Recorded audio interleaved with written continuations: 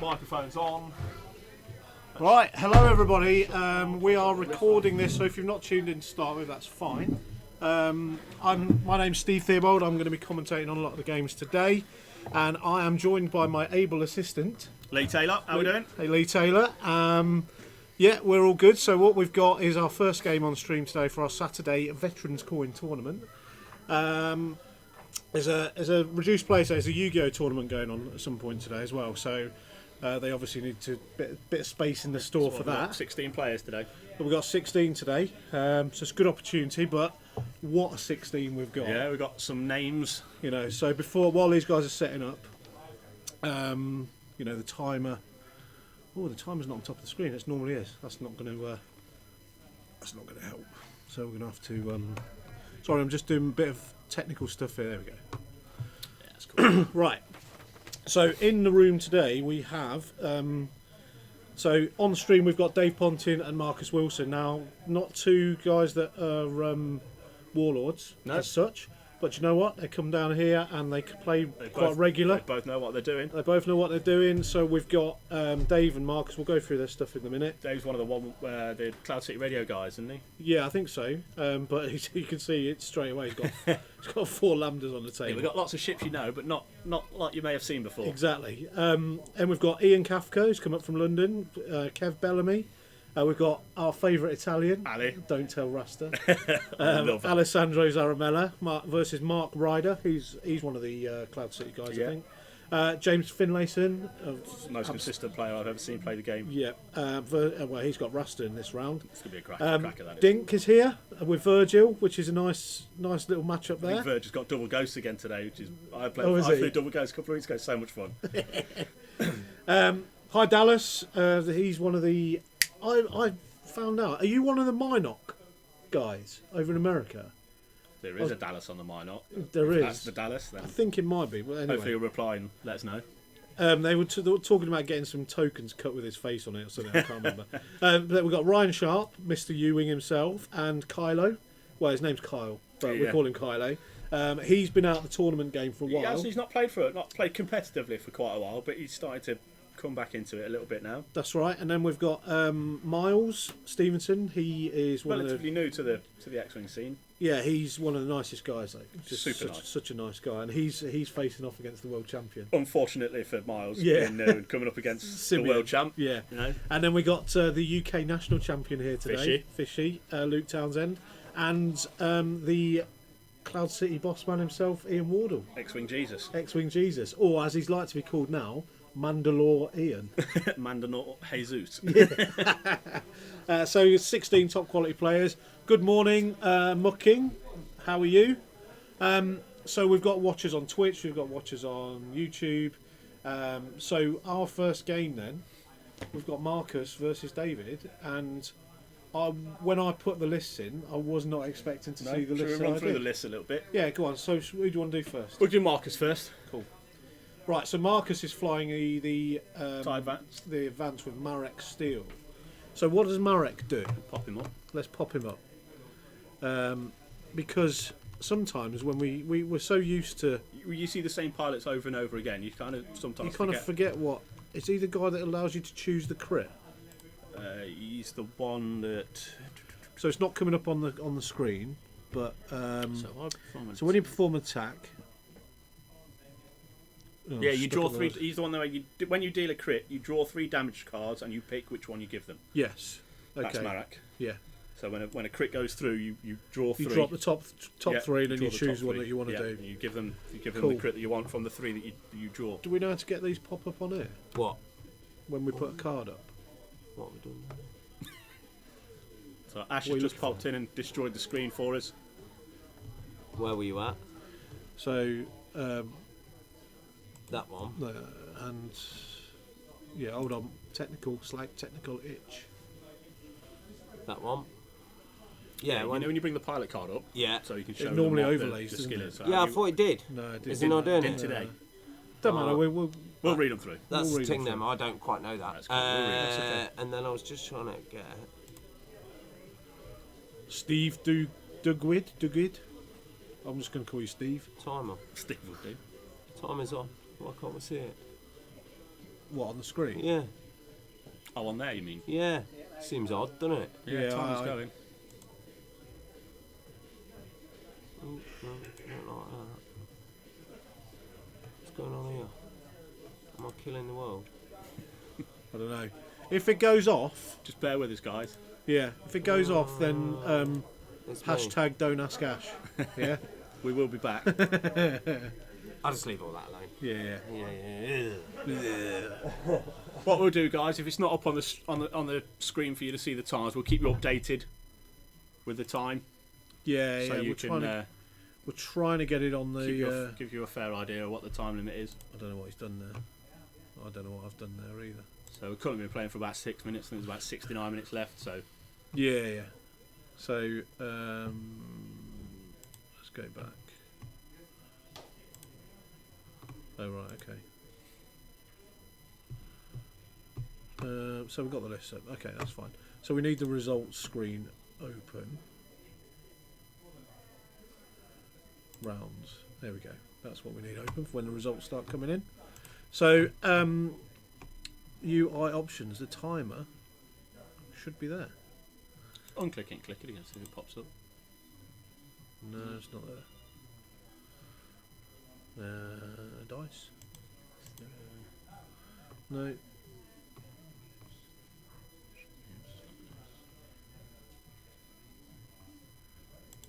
Nothing there, is there? Timer, stream. Okay. Anyway. Well, apologies, guys, that the time's not on the Yeah, screen. timer's not on the screen, so. We'll try and sort it for round 2. Yeah, we'll have a So play. We just- don't want to just bear sort of with us. break the stream. If it disappears altogether, that would be a disaster. Oh, the Kessel Runners. Yeah, sorry, Steve. I did some stuff with. I think I played one of the Kessel Runners at Nerf. Right, so So Death Troopers, we've just had a question. Someone Yeah. tell me what Death Troopers does. Death Troopers are the crew that stops you removing stress tokens, I believe. I think you're right. We'll have to do it. We'll do it on a phone because you get it. So we've got, yes, Death Troopers are the ones. Cool.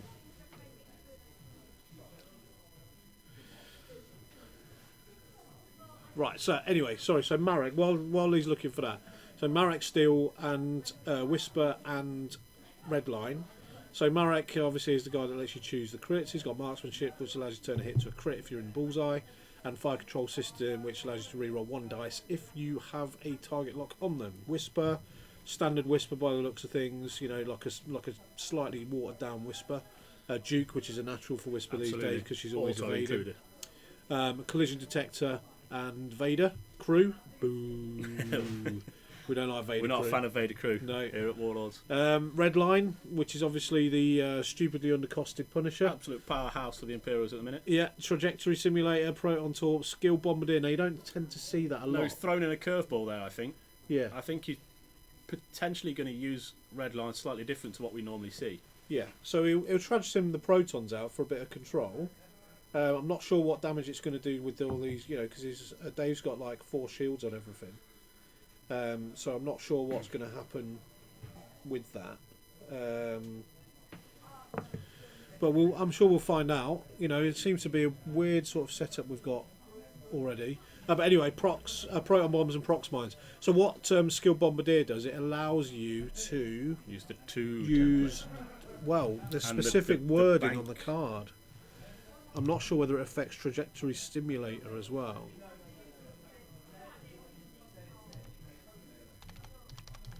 Skill Bombardier. So if you would, If you would drop or launch a device, you may use the template of the same bearing with a speed higher or lower. so he So you can can he can trudge them at 4. So you can fall forward to trad sim, or you can drop 2, range 2 or 1 out the back, Yeah, which I think's a bit silly. which is Well, it's kind not of fun. silly as in bad, but silly No, as in it's like kind of fun. that will give me some kind of thought there to think, well, hold on a minute, where are these bombs going to go? Now, I don't know which colours are which on Dave's. So Dave's just got 4 Omicron group pilots. Yep, he's bought a herd of cattle today. A herd of dirty Herd cattle. of space cows. They seem to all be different colours, which is nice. So the purple one. Let me go and have a look at which So we'll need to collision detector one of those, I So think. I'm going to go and just go and have a check which colour corresponds to. Yeah, which okay, ship. cool. And while he's doing that, I'm just going to make a quick coffee.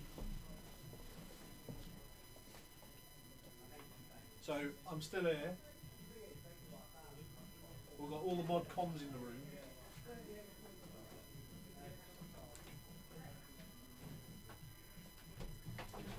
All the mod cons while I get through. Blue's back. Red Sloan. So, for you watching on the stream, the blue Space Cow has the Death Troopers on it, and the red Space Cow has Admiral Sloan on it.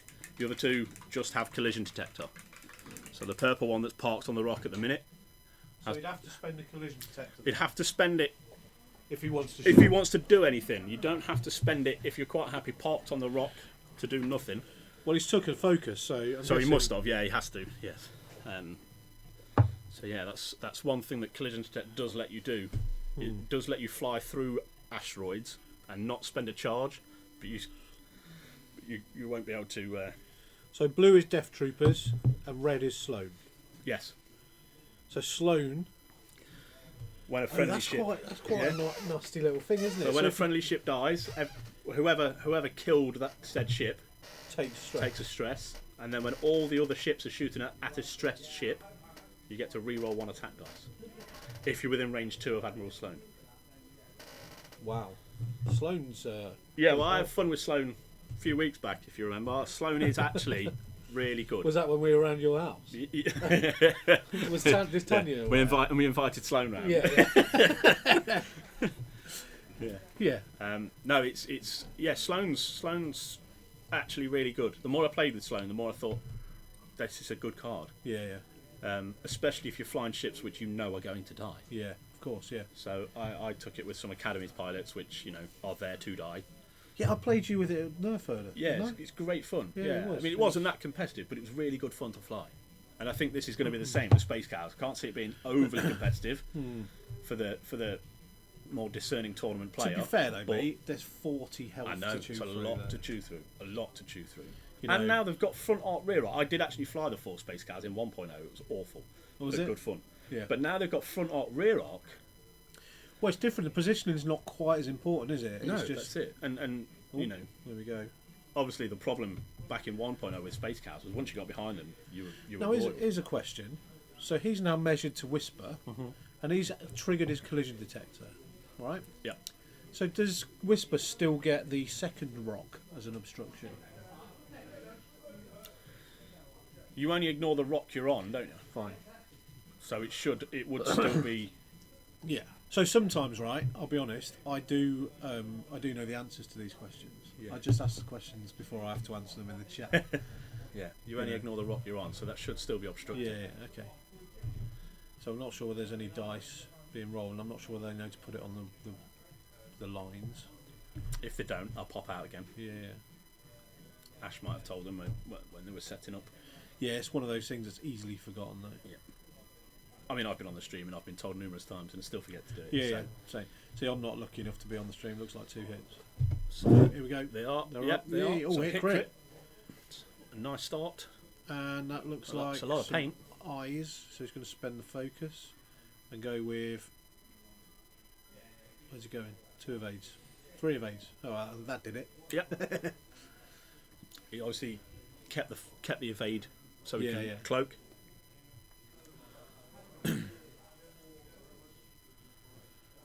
Oh, so he's reinforced the front as well.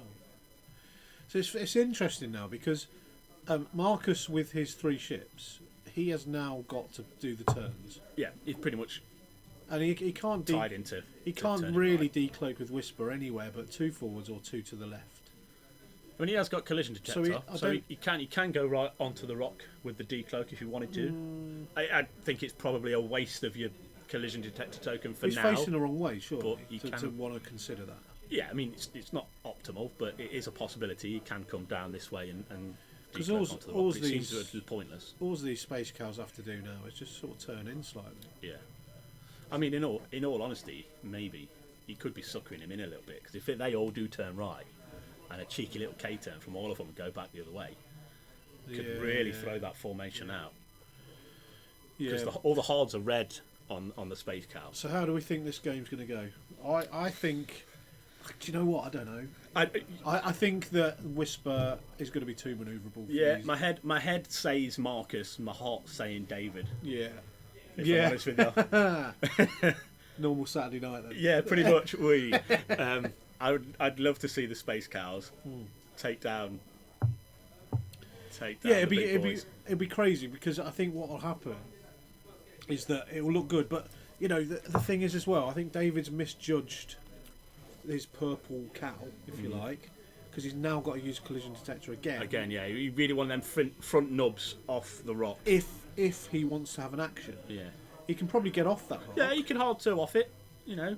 one bank off it. Yeah, I think and, both and will still be in a position where he can fire, but it'll be unmodded. Yeah. Now, I don't think that's a major issue. So he's decloaked. So he's we're decloaked forward, we're so going to see a hard one. We'll here get from pretty much Whisper. guaranteed the hard one. Yeah. I like that answer, Dallas says. Yeah, yeah. I think a lot of people watching this game is going to be rooting for the herd. Yeah, the herd. It's not a swarm, is it? No, it's a herd. Yeah. Yeah, so hard to, as you predicted. Yeah. So we'll see if he spends a collision detector this time. See if he wants Or to whether he rolls a dice. to take the action. Because I think David knows that the hard one's coming, so he'll definitely have a shot. I think on Whisper. Yeah, is it worth it? Yeah, no, he's taking the damage. That's fine. So he's saving the collision detector for perhaps a more optimal time. Yeah, so what was it? Yeah, so he did take a damage there. So let me just keep an eye because they haven't changed the overlay for us yet. No, for the damage. they won't do as such. But, So the purple cow should now have one shield less, shouldn't it? yeah, so that's just one of them. So I better go and tell them, otherwise we'll be all over the place by We will, yeah. in 10 minutes' time. And it will help us identify which Exactly, one yeah. which one it is. The space cow's just taking the shield, so. And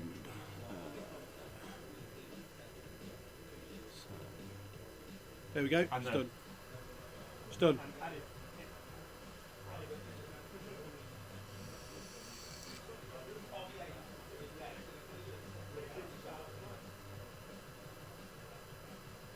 That's it. All good. Thank you. Good day, so I there we go. the series. first time the whips had to come out. Yeah.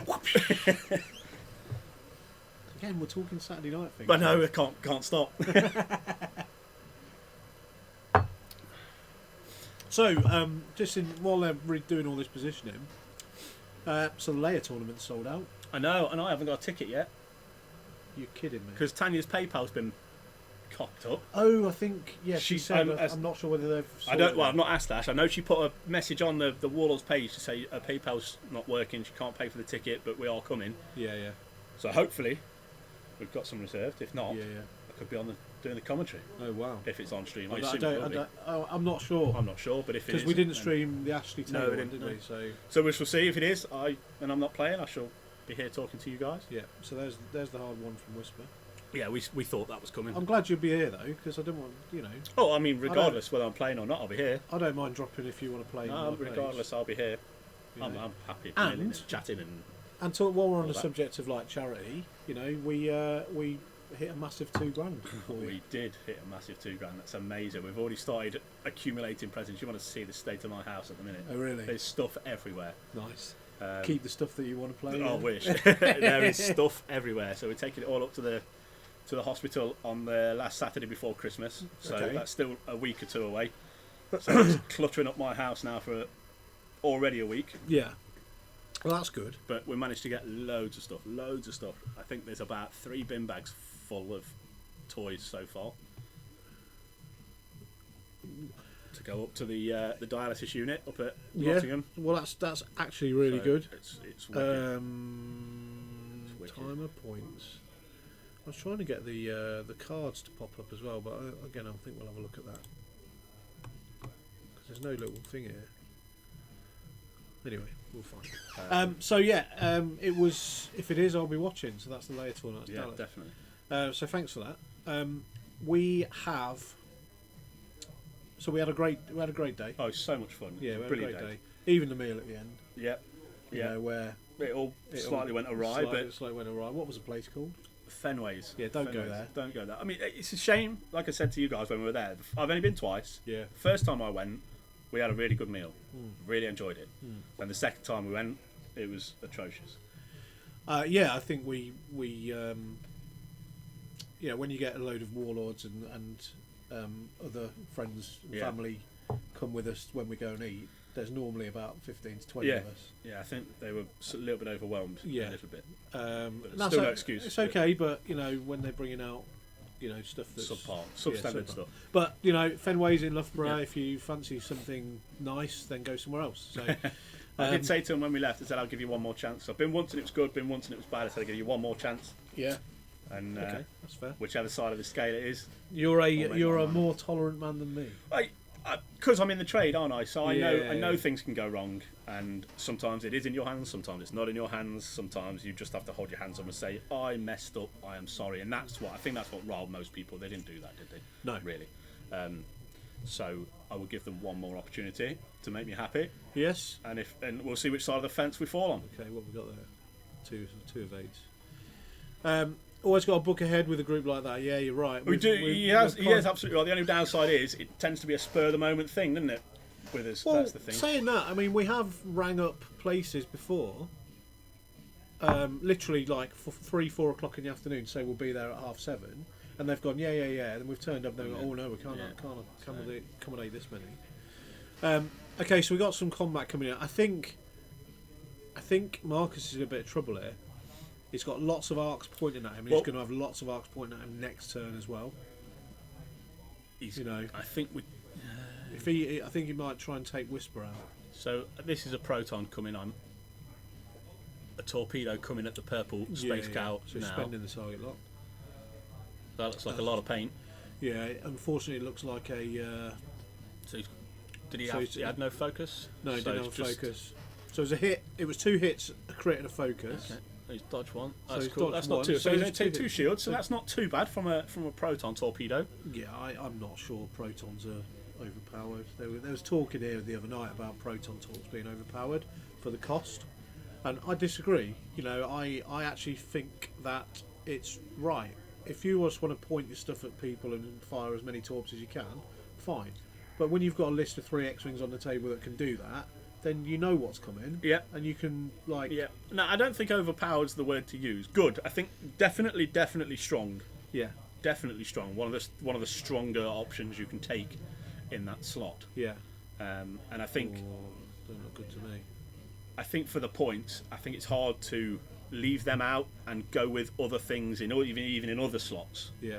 And think it's going to be as good. So I overpowered, no, but definitely the strongest option. One of the stronger options in the game at the minute for if you've got the points. Yeah. I think Red Lions just took a shield.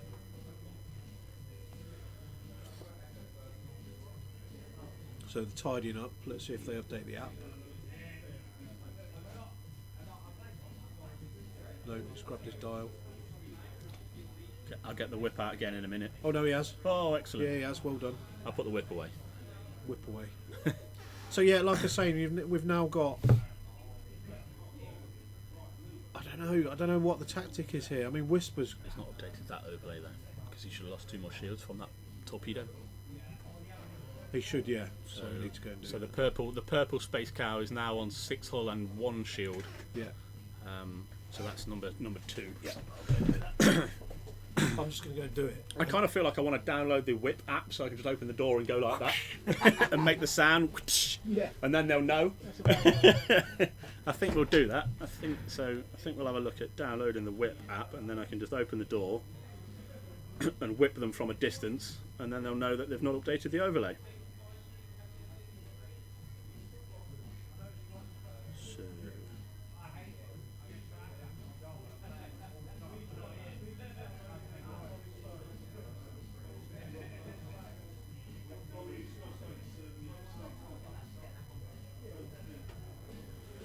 So we're installing the whip app right now.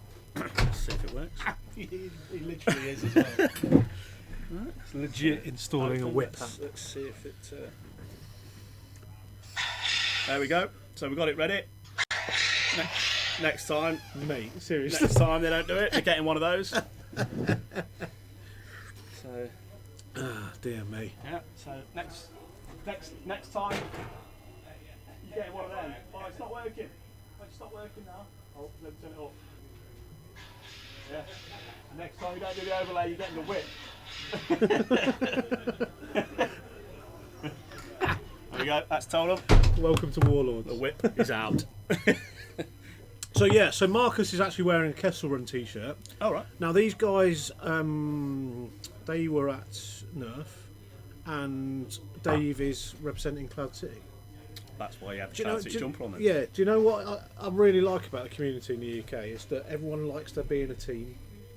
You know, Yeah. and it's not so much we talk about individual players, we talk about teams, and we talk about, you know, the 118, and we talk about Warlords, and we talk about Cloud City, and we talk about, you know, Just Play and Harlequins. I've got a Just Play t-shirt coming soon. Have you? Yeah, Yeah, same here. Yeah, I've ordered one. Yeah, I've ordered With one. a number on the back. What number did you get on the back? I've got 654 on the back, 'cause that's actually date of birth, 6th of the Oh, 5th, really? 2004, yeah. I did, I went for 46, because when it arrives, that's how old I'm going to be. Ah, cool. There you are. We've all got some meaning. Yeah, 654, actually date of birth. 46, you know, I know my chiseled jaw and boyish good looks don't accommodate that.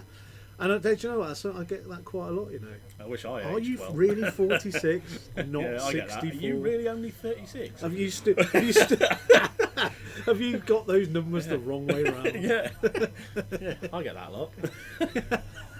Well, there you go. See, you look a bit older. I look a bit younger. do. So But we're then, like, you know, I've looked 40 since I was about 15, though. To be fair, you know, Well, I don't know I was about shaving that. since I was 12. what, you're back? Yeah. Yeah. So look, I think it's been a bit aggressive with the cow there. He's probably using it to block the I Punisher. think he's hoping, but that Punisher's doing a 140 if ever I've seen it. Yeah, but I think he'll still bump. It's quite deceiving. Yeah. Yeah, the camera angle that we get. So, yeah, I don't know what he's doing with Sloane, to be fair. Because Sloane has to be in range. Yeah, it's surely. range 0 to 2, Sloane is. And Sloane's got no collisions. Do you know what? If I was flying this with that much bloody shield on the table, I wouldn't bother about the rocks anyway. I wouldn't even bother with... I think you just gun it, don't you, really? Yeah, so he's going to bump here. Again, he's really aggressive, isn't he, Dave? Dave's flying really aggressive. With those big base ships, even the slow manoeuvres go a long way. Would you... so he has decloaked. See, I wouldn't have decloaked with Whisper. I would have just powered forward and kept the cloak and took a focus. Because you're going to be taking some shots, so you want to be rolling 4 dice. Yeah, I mean, he wants... I'm... But I hope he's Whisper gone ain't, fast. Whisper ain't getting out of that. No. If Whisper's done a 1 bank or a hard 1 there, Yeah. we could be looking at a dead Whisper. I'm not sure what Sloane's doing. Well, I don't really fly imps. Well, The first time I've flown imps properly. so if he's that bumped, fits, it could be painful. I mean, it's 1 less shot. If he has bumped, that looks like it fits. oh my god. John Vickery, good morning, my friend. How are you? Now, does he take the focus? He has. I didn't know if he'd take the barrel roll and take 4 less dice. So the barrel roll out of arc there, out of the purple one, is 4 less dice. That Punisher isn't losing a stress ride. Death Troopers. Well, Death Troopers is on the blue one. Yeah, Death Troopers on the blue one. It's only removing the stress on the Death Troopers works. Yeah, he's just pointed at it. Yeah, so he's not. There's no action. no, so that one forward is null and void. I think they're just discussing the Death Troopers. Yeah, so Death Troopers.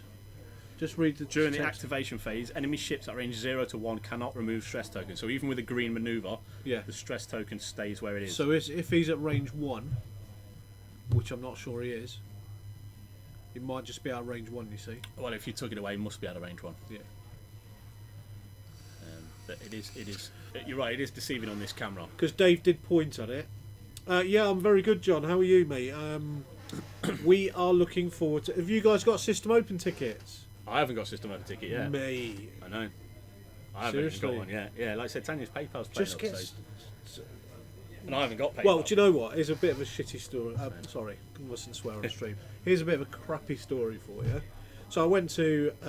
So my ex-girlfriend, right, who's the mother of my son, she had an accident last Saturday night, and she has been laid up all week with incapacitated. She's done her back in. She can't move. She couldn't even walk for 3 days. A bit more mobile now. So I've been like out doing the shopping and all that sort of stuff. Being a and good I've egg. been being a good egg. generally being you a know. Fabergé, you know. Yeah, Fabergé, like Yeah. not the cheap ones No, either. no, The an most absolute expensive. Fabergé. Yeah, an absolute Fabergé. So I went to Asda yesterday just to pick up some groceries and get some fuel for the car. Put my card in the machine. It was like, sorry, your card's not working. I'm like, okay, what's going on here? So I went onto my app and my card doesn't show on my app. Right, they've changed the card number. So I'm like, so I'm stuck with 2 bags of shopping, some fuel, no money, no nothing, and then I've got to drive to the actual bank. Right. So what they've done is they've actually they've taken my card, Stun Got a Pilot. stunned pilot on. I'm assuming that must be the purple Yeah. space cow on there. So they took my card and they've sent me a replacement because of suspected fraudulent activity on my account. I've had that happen before. Right. You know? Didn't even bother telling me. No, they don't. So, and the card, my old address is still on my bank account. So they've sent the card to my old address. So I've got no card, no money, no nothing, life. right? And then you've got things like, okay, I've got Christmas shopping and groceries and fuel to pay for and all that sort of stuff. And System Open tickets go live. And I'm like, I put in the chat last night, I've got a problem with my car because someone helped me out. Yeah. So Jeff Ball, the legend, has bought my System what Open a ledge. ticket for me. And he's here tomorrow, so I'm going to sort him out tomorrow because I managed to get to the bank and get some cash. But it's so inconvenient. Yeah. You don't realise. You've rectified all that now, then. Yeah, it's all done. I've got another Because card when coming it on happened to Tuesday. me, they literally froze my account. So no direct debits came out either. Oh, really? So my mortgage didn't come out, my gas bill didn't come out, my phone bill didn't come out, and I only realised because I don't use my card that often. I'm more of a cash man myself. Yeah, but, and that's purely because I get carried away and I never know how much is left Oh, in. yeah, same. And I only realised when I lost complete signal on my phone, I was like, why have I lost all my signal? And then I tried to ring my wife and it was like, Yeah. sorry, you have been cut off, sort of thing. I'm like, Yeah. why have I been cut off? Yeah. And that's the only reason I found out that all my direct debits had been stopped and my card had been cancelled because of suspected fraudulent activity. I'm like, well, surely they need to let you know this stuff. Yeah. They said, well, we sent you a text. I said, well, what number are you sending it to? I was like, yeah, but I changed that number like 3 weeks ago. Well, sir, it's not my fault that you didn't update your details. Hold on a minute. It's not my Hold fault on a either. minute. Yeah. What fraudulent activity was on my account? I went mental at the Yeah, phone. it is. So what fraudulent activity have I got on my account? Oh, there wasn't any, but there was suspected. So you're allowed to shut my bank account On a down whim.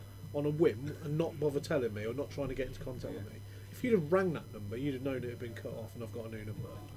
You know, you email me, you write to me, you do whatever you've got to do. Yeah, it is frustrating. But you know, that's the way it is. But I'm not sure how many are left. I think No, I don't know. 400 tickets went last yeah, night. I know, yeah. So I need to. And they're looking at 674, which will be the biggest X-Wing event ever.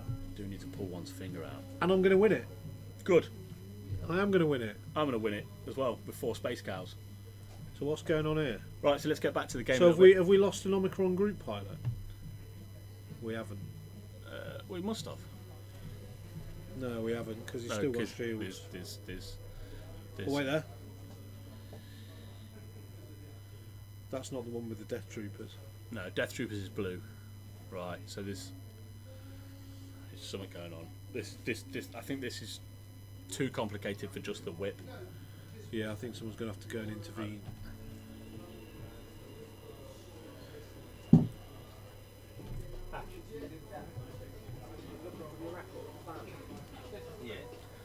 This one's too complicated for the whip. So Right.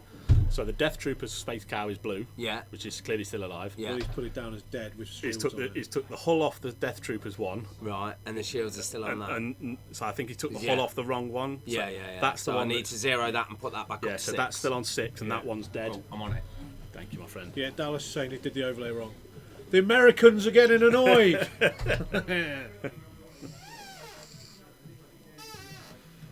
So yeah, it's just like it's just ridiculous. Yeah.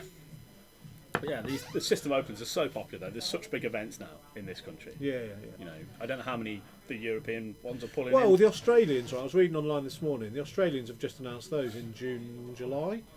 Maybe there's an opportunity for maybe a trip to Australia. Like it. Let's do a charity tournament. I do get 2 let's weeks do off a, in July. Let's do a Steve Theobald charity tournament. A down under. Right, because I've got a limp. Right? He stubbed his toe. Yeah, stub my toe. We'll do a charity tournament and raise the bus fare for me and you to go. Oh, mate. We'll have a look at what's in the Warlords kit too. We'll have a chat. Yeah, well, Yeah. We'll- I've been paying we'll- my £2 now for a few weeks. we'll charge everybody some subs. Yeah. We'll put the subs up. Yeah, charge Between now everybody and some July. subs. Yeah, so it's all good. But yeah, they've got a 250 cap on theirs, and they're complaining because there's not enough. Oh, well, that's a good sign. That's good But to hear. Australia was always kind of left out in the wilderness, wasn't it? So yeah, I mean the Australians are finally getting, I think, what. And do you know what the Australians are like? They don't care about what words they use, you know, Yeah. in expressing their. Aussie one is sold out already. Jarrett There you go. Gray. Hi Jarrett, how you doing? Thank you for joining us. We always appreciate people joining us. There's 5 of them. What's that? Stream mark. Oh, stream mark. So what that is if you put a marker on it, people can go straight to that point. I see.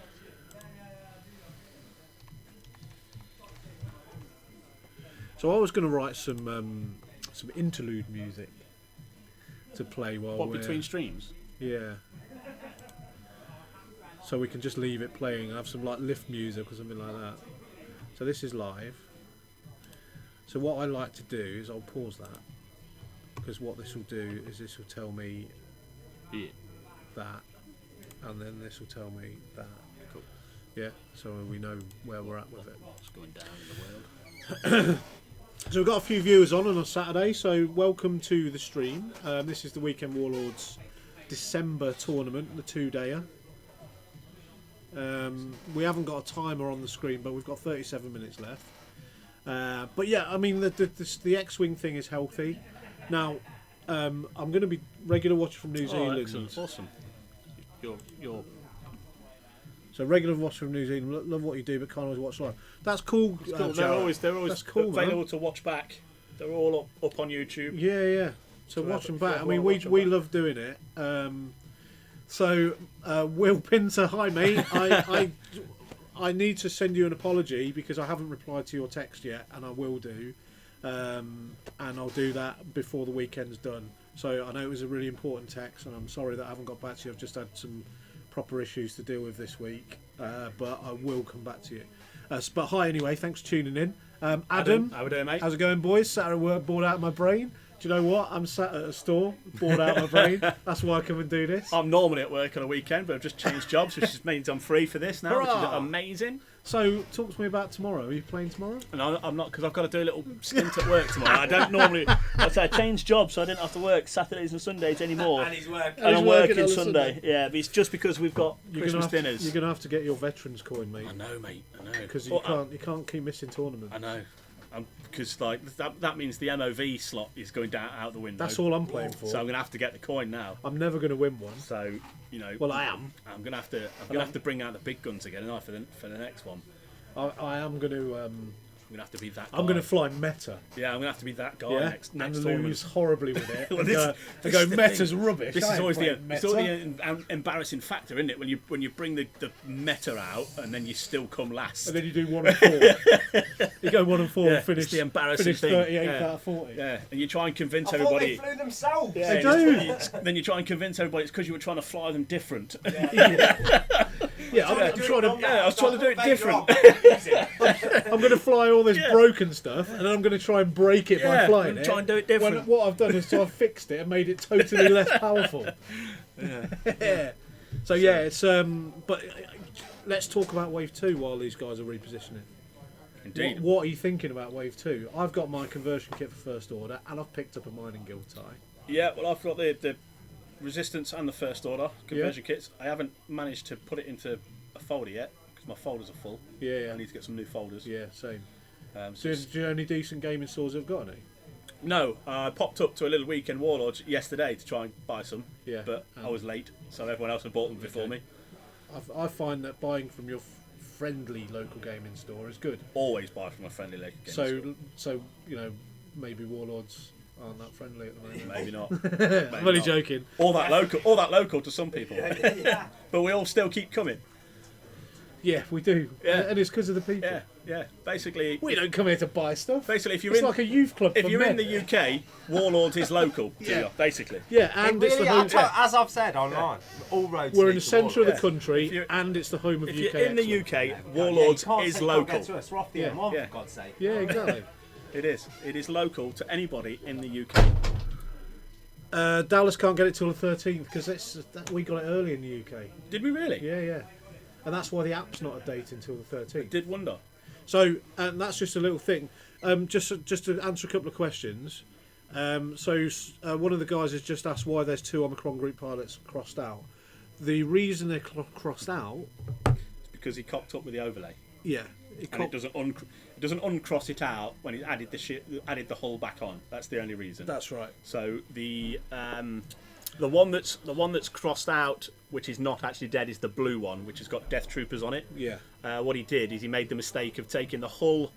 He took the shields off the one that is dead, and then took the hull off the one off with Death Troopers. yeah, And made that mistake. So we had to put the hull back up on the Death Troopers Omicron pilot, but because the app doesn't recognise that he's not dead, the line is still through it, but he is still alive and kicking. yeah. The Death Troopers, it's the blue one.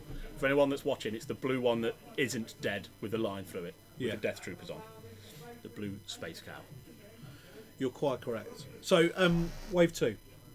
So, walking in on Tuesday night, there was a few guys playing wave 2 stuff, and there was a couple of guys playing Kylo. There's a couple of guys playing Resistance, which was kind of nice to see.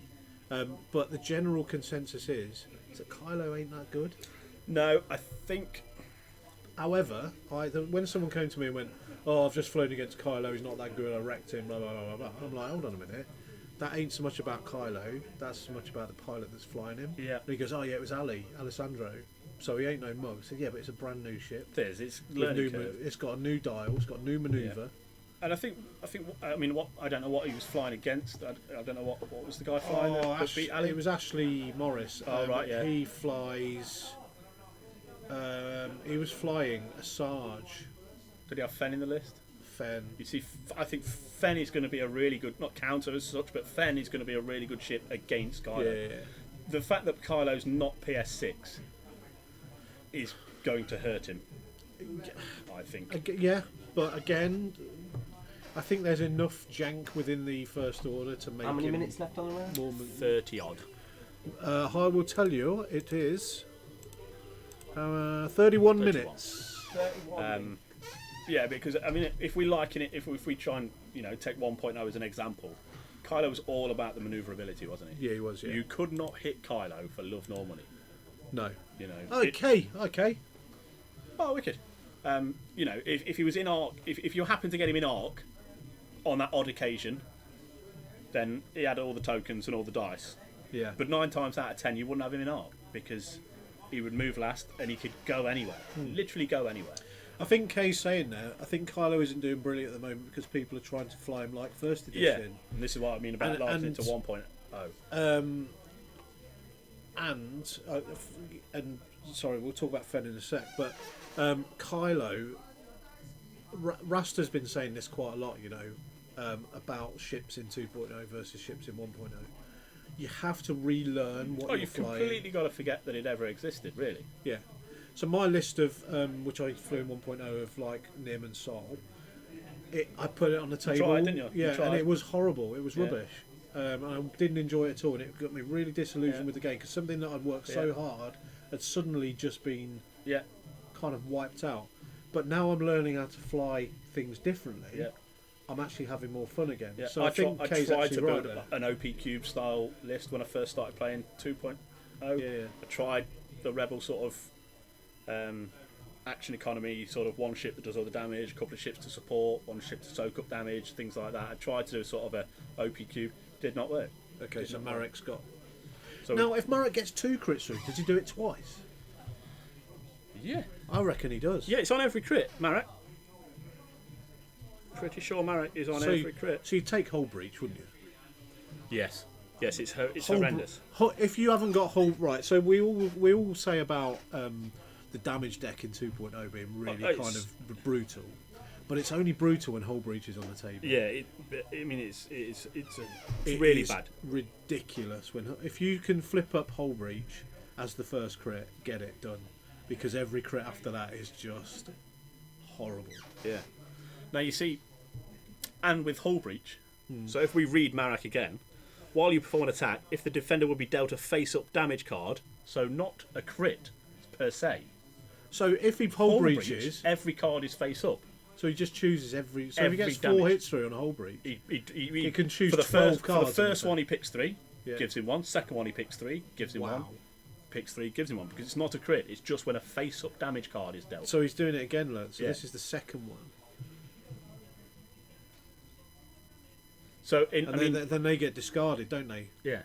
So there's not many lists that you can fly against with Marek where his ability is going to be that prevalent. There's going to be a lot of ships that you'll kill far too quickly that doesn't have enough hull. But all of these space cows have got pretty deep hull value. Yeah, they have. Yeah. So Marek's ability is going to trigger In C. a lot. Yeah. Hello, Josh Ince. Hello, Josh. Watching on the stream. Fellow Warlord. Yeah, fellow Warlord. How you doing, my friend? Looks range one. to Looks me. range one. But yeah, so that hull breach is nasty. Yeah, yeah. So just 2 dice. What's this for? Oh, he's got weapons failure.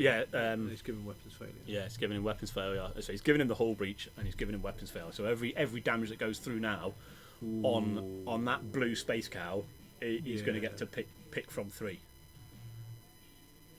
And he's tucked whispering round the side. You see.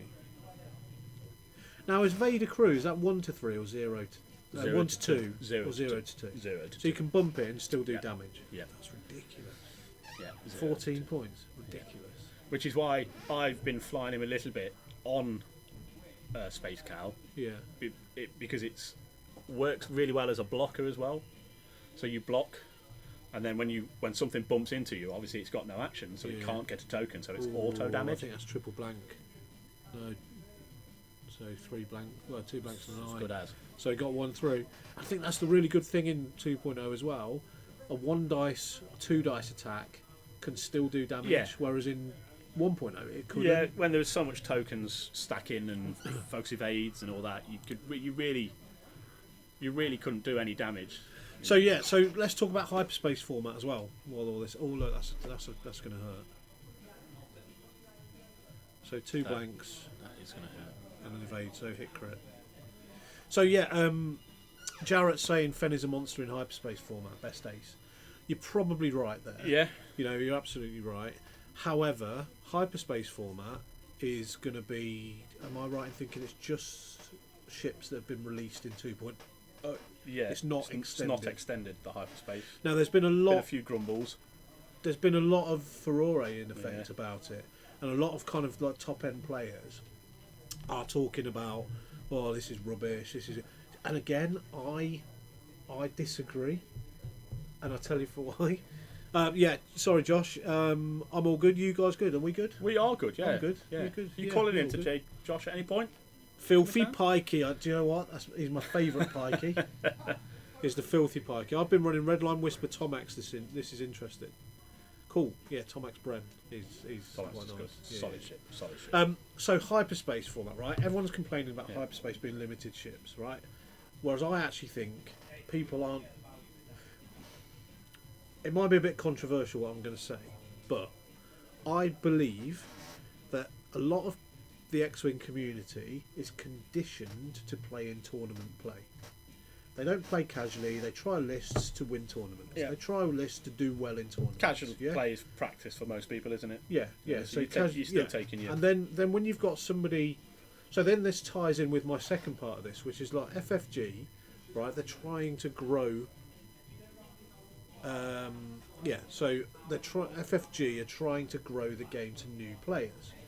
Now, if you go to a tournament as a new player and you take a list that you've been practicing with, and you can only practice with 2.0 because you're a new player, you've only bought those ships, then why would you want to come up with ships that are balanced against each other in 1.0, which actually are now doing better against ships in 2.0, but they haven't been released yet?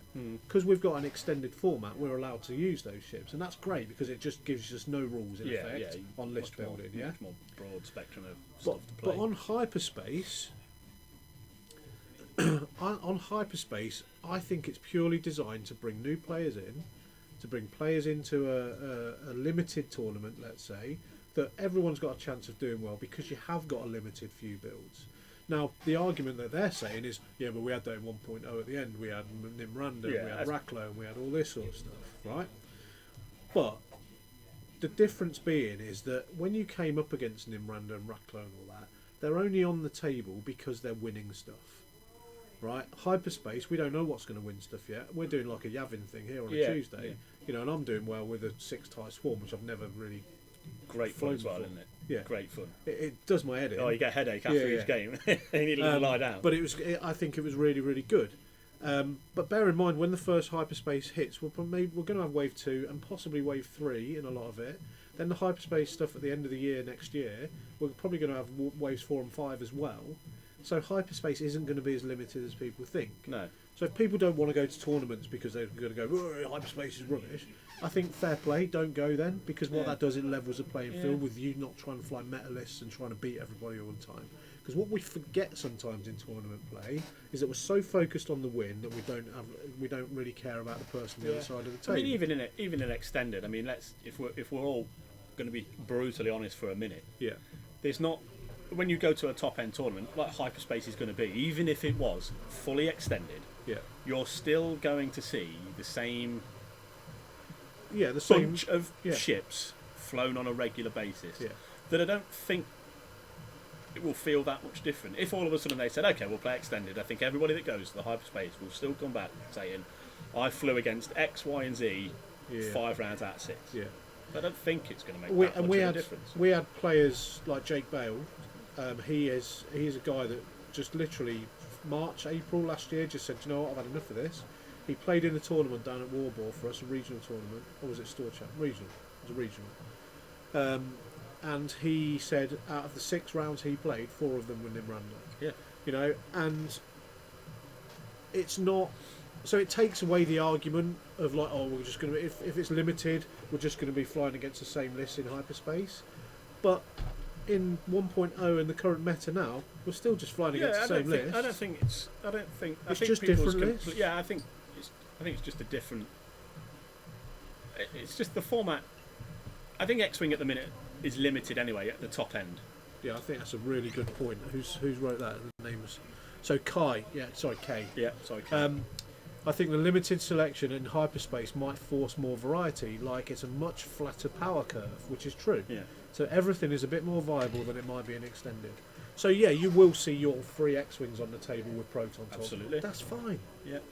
Because I'll put my ships on the board knowing I'm going to face that. And I know that they've got limited upgrades. They haven't got all this silly stuff that's coming out. It's not like somebody is handcuffed and somebody else isn't. Yeah. No.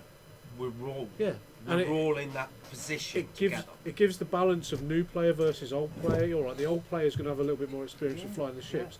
But I think FFG have limited that to, like I was saying earlier before you were in here, Ash, they've limited that to actually pull new players into the tournament scene. Yeah. But we're so deep in the tournament scene, we don't see outside that bubble. Yeah. But I think they've done that, to give access to everyone. Yeah. So they can go, oh, you know what, I missed that on wave 1. Yeah. I haven't got that shit. I haven't got to hunt it down. We're literally buying stuff that is being printed and on the shelves. Yeah, and I think that's a real good thing for the healthy aspect of the game and the tournament. Well, it can help it grow. And if we've seen anything, I know that it's extended format, the system open, but the tickets for system open sold yesterday. But the hyperspace format on day 2, of those that don't make it, that is all governed by the hyperspace rules. That's already been confirmed by Alec Thorne. There you go then. So for me, I think it's actually really good because you can't take your. It means you can get to Worlds on a 6-0 victory in the hyperspace with jank.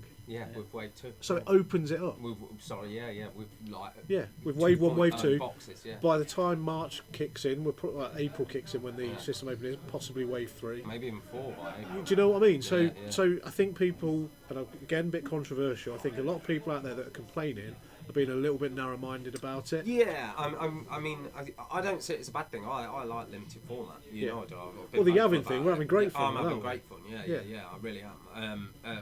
I know it's not.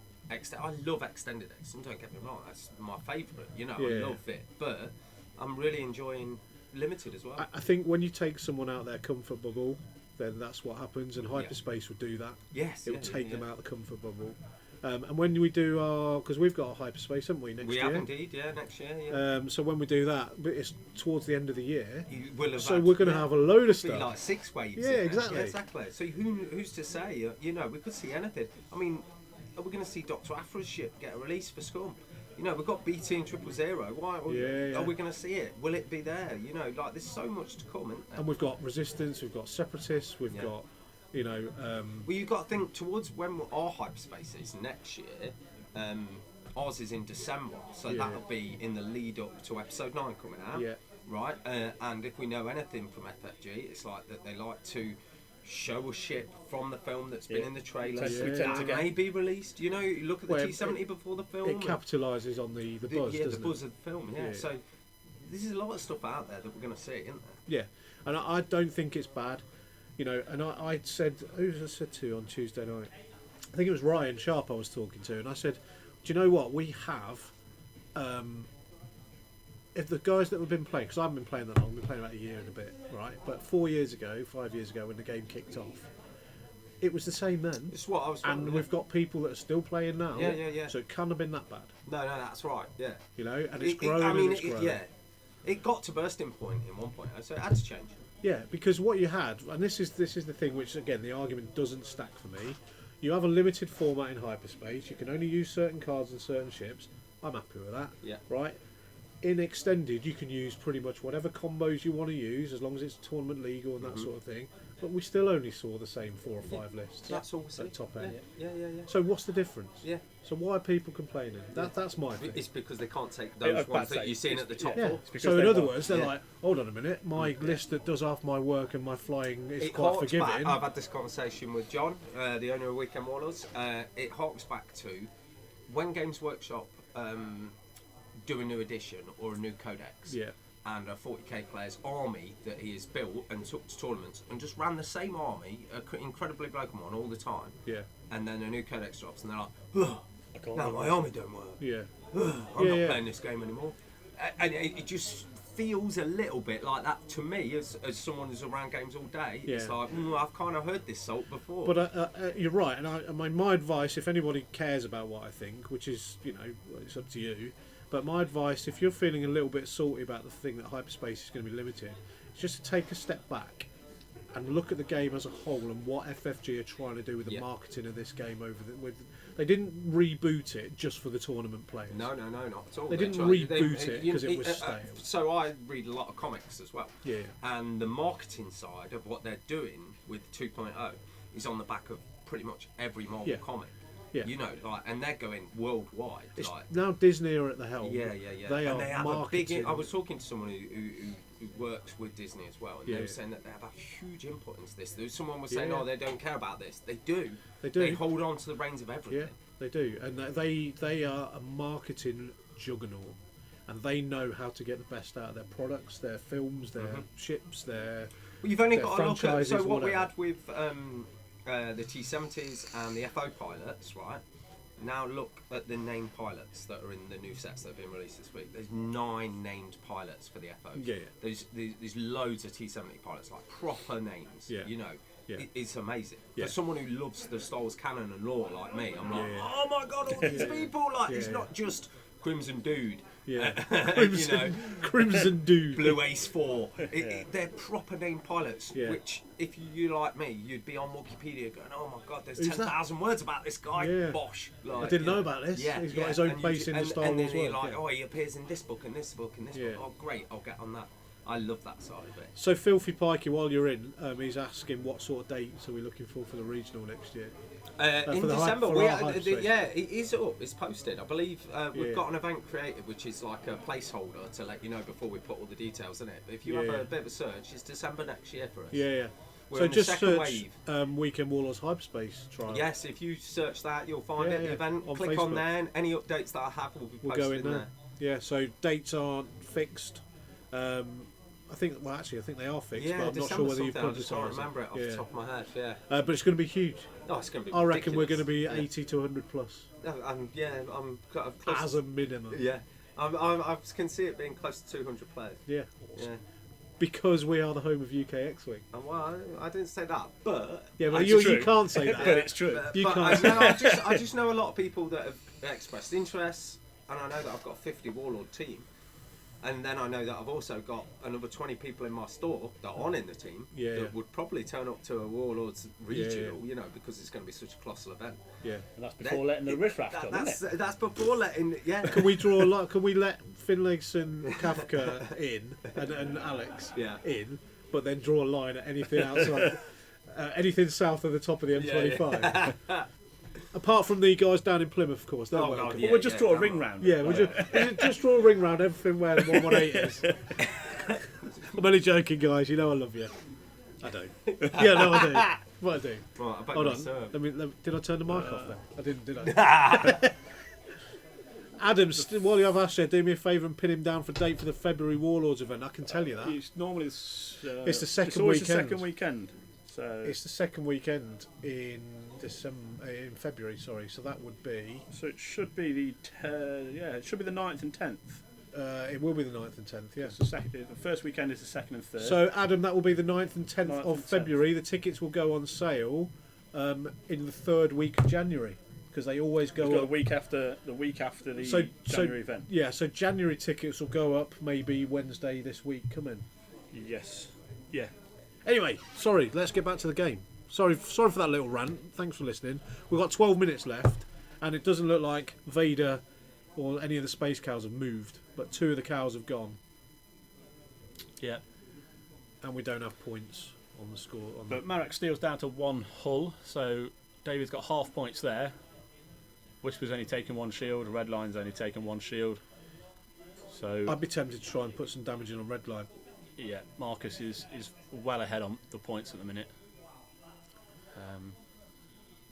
So he's getting Marek out there now. Yeah.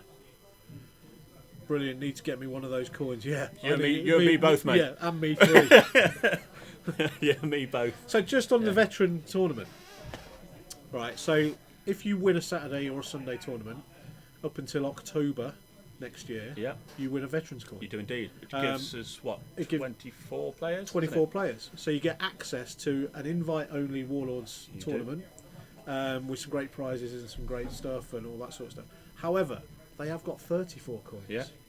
So that's 10. That's 10 of us. So if we can bribe Ash and John with high enough monetary value, then I think I can possibly get one of those. Maybe. I'm going to try and steal one and recast them, I like it. you know, and then just give them out to people. I want to try and glue a that I load of like. pound coins together. See Yeah, if we can yeah. make one, It'll be- fashion one. There'll be £2 coins. Yeah. They're quite big. Yeah, I'll try and fashion one out of that. Maybe beat it down with a hammer or something. Yeah. However, the 10 players, Go to. the 10 top players for the year, The 'cause it's cumulative. the season, they Yeah. want to call it, the cumulative MOV, they will also get. So the veterans more events coins. you play in, the more chance you've got of getting your MOV up. Yeah. The higher your MOV for each event, the better you're going to do. Yeah. So And there's the more 10 likely you are to get.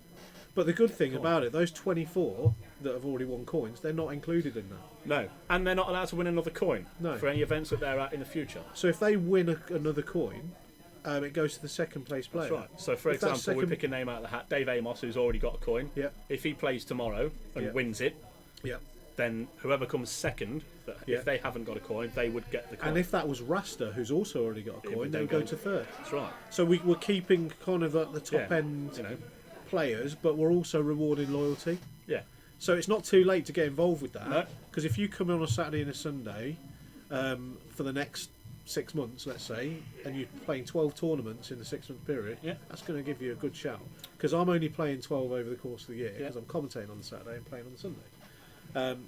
So don't do that because I want a veteran. Yeah, flying. me too. So Yeah. the more of you that stay away, the better. In fact, next, I think there's only 2 tickets available for next month's tournament, in and fact, me and Steve have already got them. Yeah, I think. So, Yeah, I think it's a 2-man event. yeah. So you don't need to look for that one. Yeah, yeah. So January is all sold out already by L Taylor and STM. Yep. So that's done. You can come on the Sunday, but the Saturday's Saturday's full. And then me and you are just playing different rounds. Yeah. I have in fact got 4 different disguises for 4 different rounds. Going to come dressed as a different Star Wars character each round. Yeah, I'm going to do that. I'm going to do like Stormtrooper. But yeah, that tournament, that veterans tournament, is going to be a great tournament. Yeah, it's just going to be a bit of a party for us. It is. It's going to be a party. I've already told them. In the hardest room you can be in. Yeah, in the UK. Yeah. And if people feel that they want to come up and see where their list is at, this is the place to do it. Absolutely. So at the moment, points update. We've got 8 minutes left. So Markus is on 121 points. Yep. And Dave is on 27 points. So yeah, it looks like. This one's pretty much in the bag. Unless he can take Marek down, then that would boost him up to like 54 points, I believe. Yeah, 54. But he's got Hull Bridge console fire, so console fire might kill him if he don't take that off. So yeah, it's been quite an interesting game. I mean, there's not been as much bomb droppage as I thought was going to happen. But what do you go for first on that list? I think he spent too much time going for Whisper. But I would have took out the Punisher. Because the Punisher's the control. It's one of them lists where there's probably no right target. But they're the good lists. Yeah, and the good players will offer you up one target. Yeah. And then you'll never shoot that chip again for the rest of the game. So a question just come in. This one's for you, Lee. Yeah. Because I've never flown this card whatsoever. So Dallas is saying, sorry for the basic question. No basic questions. There's no such thing. Sorry. But can you explain to me how Duke works? So basically, Duke is an EPT, and how Duke works is you have to have an evade token for Duke to trigger. So when you're shooting at a ship and you have an evade token, after they roll defense dice, before any modifications, you can turn one of their evade results to a focus result. So it's like a permanent crack shot. Yes. So the attacker always modifies first, so they can then spend a focus if they've got it to turn it back to an evade. Yeah. But before the defender gets to modify any dice results, you can turn an evade into a focus, which is why Vader and Duke together on Whisper is such a broken combination. Yeah. Because Vader goes, get rid of a token or you're taking a damage. Yeah. So you're like, I'll get rid of my focus token then. Yeah. And then Whisper shoots at him and goes, now I'll Duke it. Yeah. And you've got no focus token. Yeah, so it guarantees to get one through. Yeah. So that combination of Duke and Vader together is effectively a guaranteed damage a turn. Yeah. Oh, it's just knocked his ship. Hashtag put it where you like. Yes. Yeah, so that's pretty much how that's Duke your basic works. explanation for Duke. Yeah. So Duke, even on the Punishers, the Defenders, a lot of people fly. What have I got left on the rounds, Duke. gents? We have 6 minutes. Ooh. So yeah, we've had no results in yet. I've got results out. Oh, I've been putting them in on the computer out That's back. it. Oh, So have I've you? got the same page up. Yeah, so I've been okay. doing results. Yeah, okay. Simeon's won his first game. Yeah. Dinky Dink beat Virgil. Nice Oh, one, Dink. Yeah. Who else was reported? And the Fish beat Ian Warder. Okay. Yeah. 2 chances So to far. Townsend. Not procs come in. So I mean, Duke, for its points as well, I think Duke is only 4 points, Yeah. which is an absolutely brilliant card. I think Duke is severely undercosted as well. There you go. Misunderstood that card, but I get it now. Thank you. Yeah, no problem. Glad to help, Dallas. Yeah. Glad to help. Such a good card. If you have 4 points spare in a list and it's not going to put you on the 200 point mark because if you need a bid, And you've got evade capability. Duke is so good. I mean, I've even Yeah. So he's yeah, that's there's a procs mine just dropped. I mean, there. I've even found myself putting in cards that let me take evades because I want Duke that bad. So there's a hit crit from that prox mine on the white cow. As Omicron, he's got stuff gone under his shields. Yeah, he's I think he's on 0. Yeah. So Duke is that good. I've found myself writing lists and putting in cards that let me take evades, just so I can have Duke in the list. Yeah. Because it is that good. So he took a wounded pilot off that.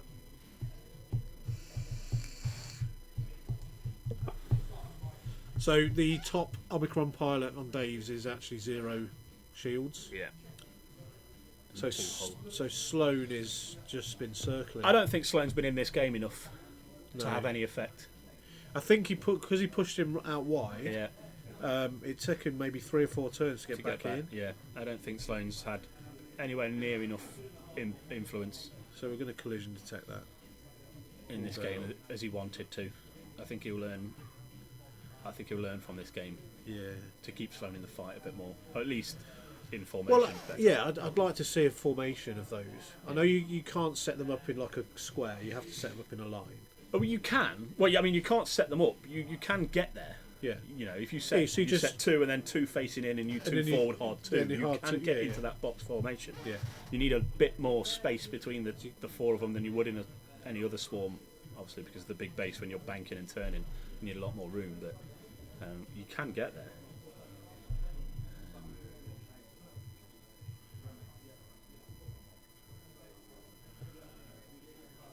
So we've got a bump there with a Punisher.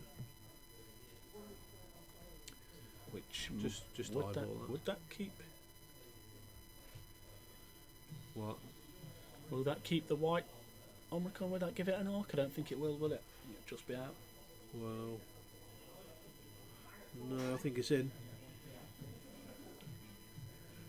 Oh no, it's just out.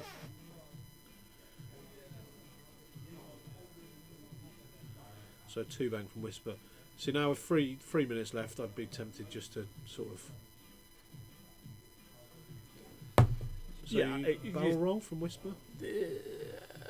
Barrel left, and just to Yeah. make sure. I mean, I think it's out anyway, but But I mean, he's got no arc, to get a range 1. Yeah, into the side of the cow. that's right. I mean, there's no real reason why he needs to kill anything else, but just to make sure, keep yourself in a better position for next turn. 'Cause the barrel roll left would then open up the cloak to the right, hard one in a bit more. Yeah. See where he is now. So he's got a range 2 at the back there. Where he is now, it makes the next decloak a little bit awkward. So he's Vadered. Dirty. So dirty. Yeah, so range 2.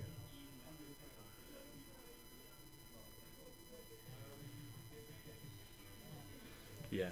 I think when are we expecting points hikes? January? Yeah. Supposedly January. January, Right? supposedly. I mean, I can't see how they're going to leave Vader as he is. No. They just can't. They can't. So we've got 2 hits there.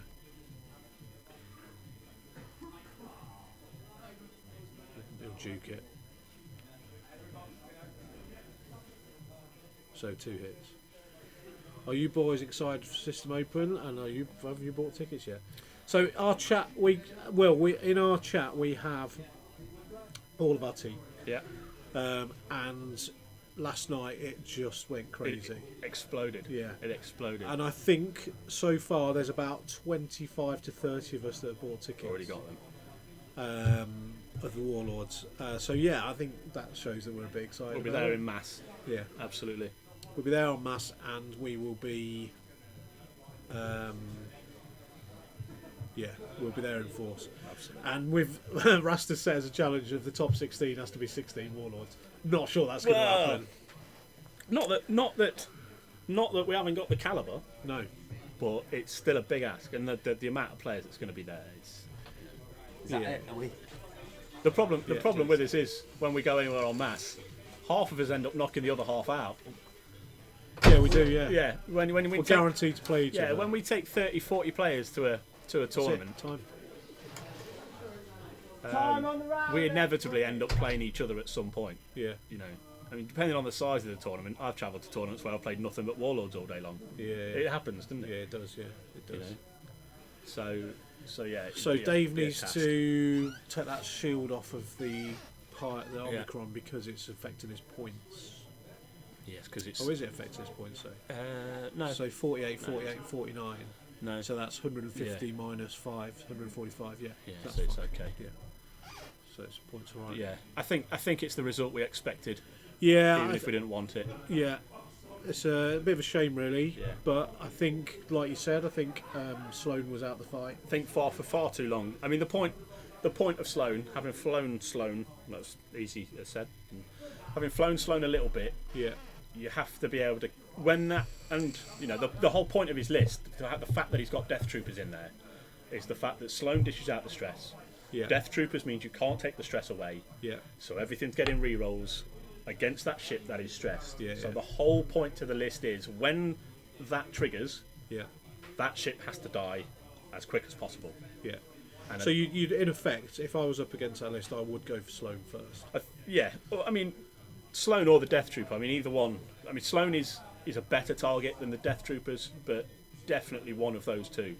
I mean, I think he's right that Sloane needs to be a harder target, or not the optimal target when you're flying the list. I think Sloane wants to be in a position where, okay, you can shoot at him, but you're going to do more damage to one that's closer. But he definitely needed to be in the fight more than he was. Yeah, definitely. Just going to hard one with Whisper. I'm going to have one more round of combat. Okay, so there's no. He's decloaked, but obviously because he's double stressed, there's no evade action there. Looked like a fun list though. Really likes Bump City. Yeah, I mean, I think Dave could have done better with the bumps because that list. You know, he bumped Marek and the Punisher. Yeah. But I genuinely believe that he could have been a bit more strategic with the bumps and bumping his own ships a little bit more, because if that ship is stressed, he's still getting a reroll. Yeah, you know, so the bump doesn't really matter. No, and they all get the reroll. I believe Sloane, the ship with Sloane on, also gets, because it's a friendly ship at range 0. Yeah. So Sloane would the red ship would also get rerolls. So. So there's an argument for when you get in that optimal position to get them shots off. Yeah. Just full stop with the forward 2 ships. Yeah, of course. The other 2 cows just bump in behind to keep all arcs, and just hope that your 1 reroll on your red dice is enough to get the damage through. Yeah. You know, because at the end of the day, you've got 3, 6, 9, 12. You've got 12 red dice at a target if you can pin it. You know, when he pinned it in this bottom right or top right corner as you're looking at it now, when they came around there. Yeah. If Sloane was also in the fight there rather than there would have been more damage. Yeah, messing about. And Marek probably would have died. Yeah. And then, then you can start working on the Punisher. And like you say, for the subsequent round or 2 after that, while the Death Trooper's still alive, it's no actions because you can't remove your stress. So I like the theory. No issue. I like the theory.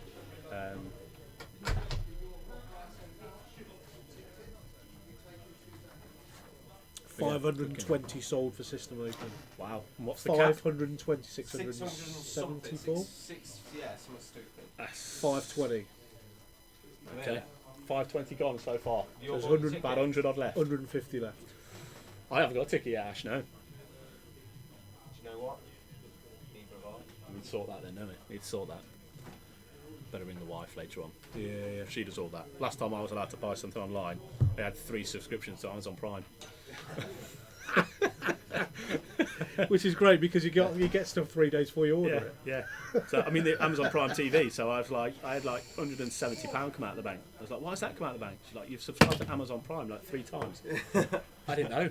I already had it. I just wanted that. I already had Amazon Prime, so I was buying something off Amazon. Right? Yeah. And I already had an Amazon Prime account because I got the TV and I've got a Kindle and all that sort of stuff. So I went to buy something, and there was the thing that said, next day delivery or for Prime account holders. I was like, I want that. So I clicked on that because I was like, I've got one of them. So I clicked on that, but I must have clicked on the one that said subscribe to Amazon Prime. So I was like, yeah, I've got that. So I put all my details in, thinking it just wanted to know that I had got one. Yeah. Enter, click, wicked, brilliant. So I thought, that's brilliant. I'll get that tomorrow because I'm an Amazon. No, what I'd actually done is subscribe to Amazon Prime again. And then I was like, oh look, I want something else. So I did it again. Bought something else. Put all my details in for the Amazon Prime thing because I wanted it the next day. Enter. Brilliant. That's another subscription to Amazon Prime.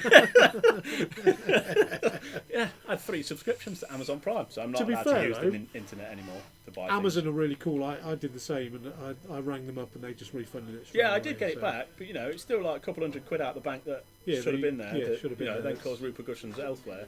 Yeah, of course. So we couldn't have any heating in the house for like a day or two till I got it back. But that's all right because you got some nice stuff from Amazon. Exactly. Yeah. We don't mind being cold. So yeah, so ever since then, Tanya does all my tickets online, so I don't keep subscribing to Amazon Prime. Yeah. Ridiculous. Yeah. Well, Kev did text me yesterday. He's like, "Do you want me to get you a ticket?" And I was like, "No, dude, I can do it myself." And then I didn't do it. It's just like total disaster. Yeah. So we're gonna sort of go over to the splash screen while we do all the other bits and bobs now. The Gumphin. So that's the end of round 1. Unlucky, David, but it was always going to be an uphill struggle. Well played, Markus. And well done, Markus. So we're going to flip over. We'll see you in round 2. Cut the mic, and we'll see you in round 2. Bye for now.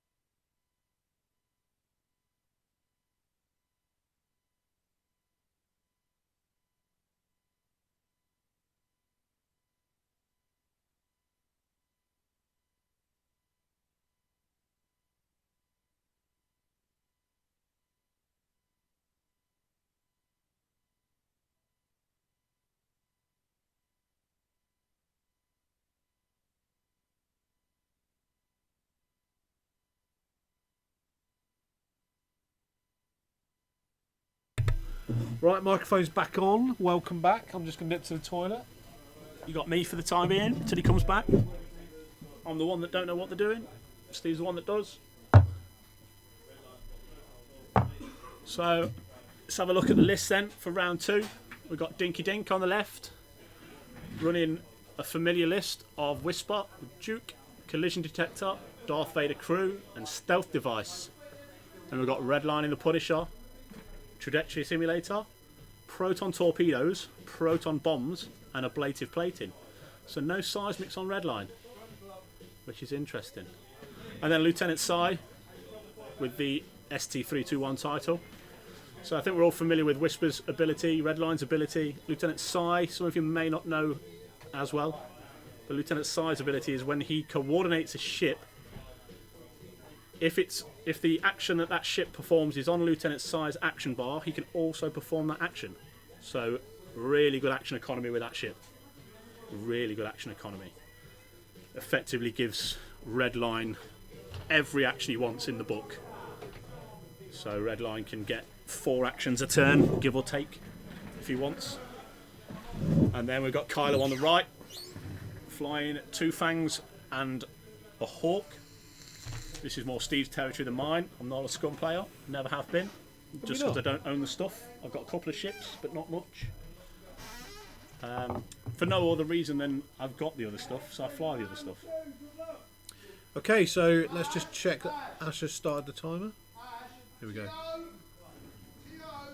Yeah, timer started.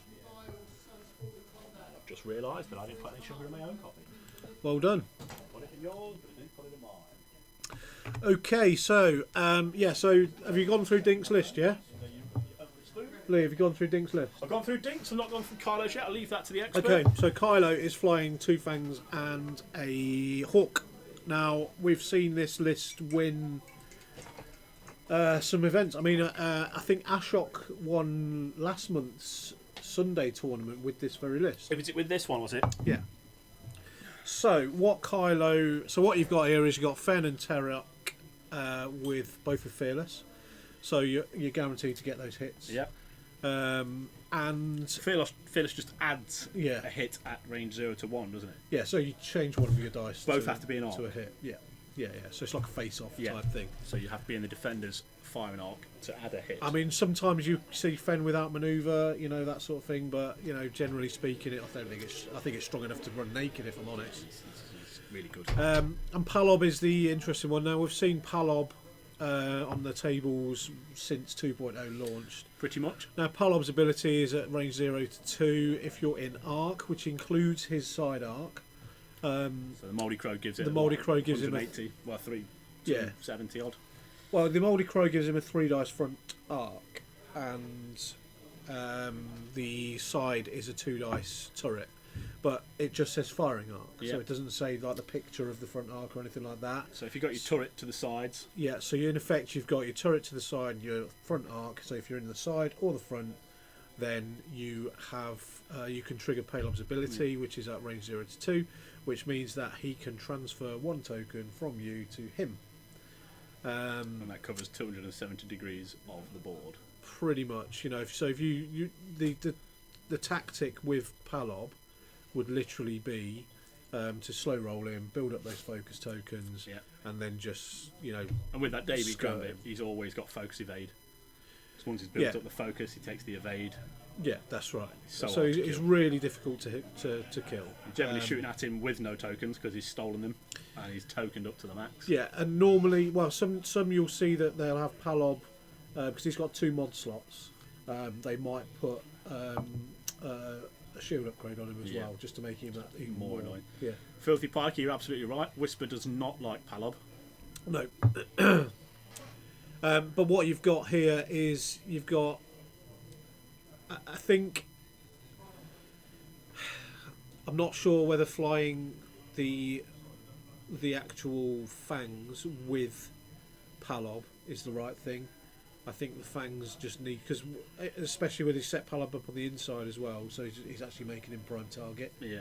So what he should be doing really, and don't get me wrong, I'm no expert in this, but he should be really getting those Fangs into the action as soon as try and shut Whisper down. and get out the arc of that trad sim that's going to be coming to try and control the board. Yeah. There's no seismics on Dinky's red line this time. No, I don't think he's got the points. I think he's gone for ablative plating rather than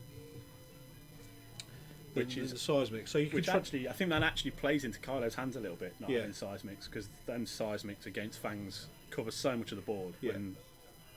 And old Terry is, if you're in his front arc, and you're in their front. Is it his or yours or both? He basically just strips your tokens. Strips everything. Which I'm not sure works that well with Palob, if I'm honest. Yeah, Palob's great at the range, whereas he may even just switch off old Terry's ability. Yeah. But I suppose, the fact that having Palob and Terry means you can effectively add it to 2 ships on the board. Yeah. Terry will strip red line of all of his. But I've flown Palob for a couple of months. Yeah. And do you know what? You don't need to do it to 2 ships, really. No. I'm not saying that Kylo's list bad, because it's obviously not bad, because it wins stuff. Yeah. But you can see now he split them, which is probably the right thing to do. So I think Fenn's gone up off on his own, hasn't he? No, that's old Terry's gone. Terry gone up off on his own. Yeah, he's gone off on his own. And Fenn is now going to come to the other side of these asteroids. Yeah, so I think the fact that there's no seismics on red line means Kylo can actually be a lot more aggressive. Yeah. In this matchup, if he wants to be. So, again, while they're doing the preamble, let's see who's playing who this round. So we've got Kylo and Dink on table 1. Whoa, that's a big matchup. We've got Rasta versus Fishy. So, so that was first European champion against the current UK champion. UK champion. Sim versus Kev, the Wookiee. That's going to be a tough one for Kev. Yeah. Then you've got Alessandro versus Markus, who we just saw on the stream. Yeah. That's quite a similar match, actually. I know Ali's flying Punishers and Whisper as well today. Yeah. Ryan against Ian Wardle, X-Wing Jesus. I always enjoy Ian's lists. Yeah, Ian. I like watching Ian's lists because they do different things. They're always a little bit different, but they're always really solid. Yeah. And Ian did well in Scotland last year in one of the regionals, so that's good. You've got two. You've got 2 stakes: Finlayson against Mark Ryder, and you've got Miles Stevenson against Virgil, and you've got Kafka versus Dave Pontin, who we just saw on the stream. Yeah. That'll be an interesting one for Ian. I want to see. I'm hoping that we get Dave Pontin against Virgil in one of the games. Yeah. 2 ghosts against 4 space cows. That's what I want to see. That'll be awesome. Right, so let's see. I'm interested to see what you're talking about. Ian Wardle's list.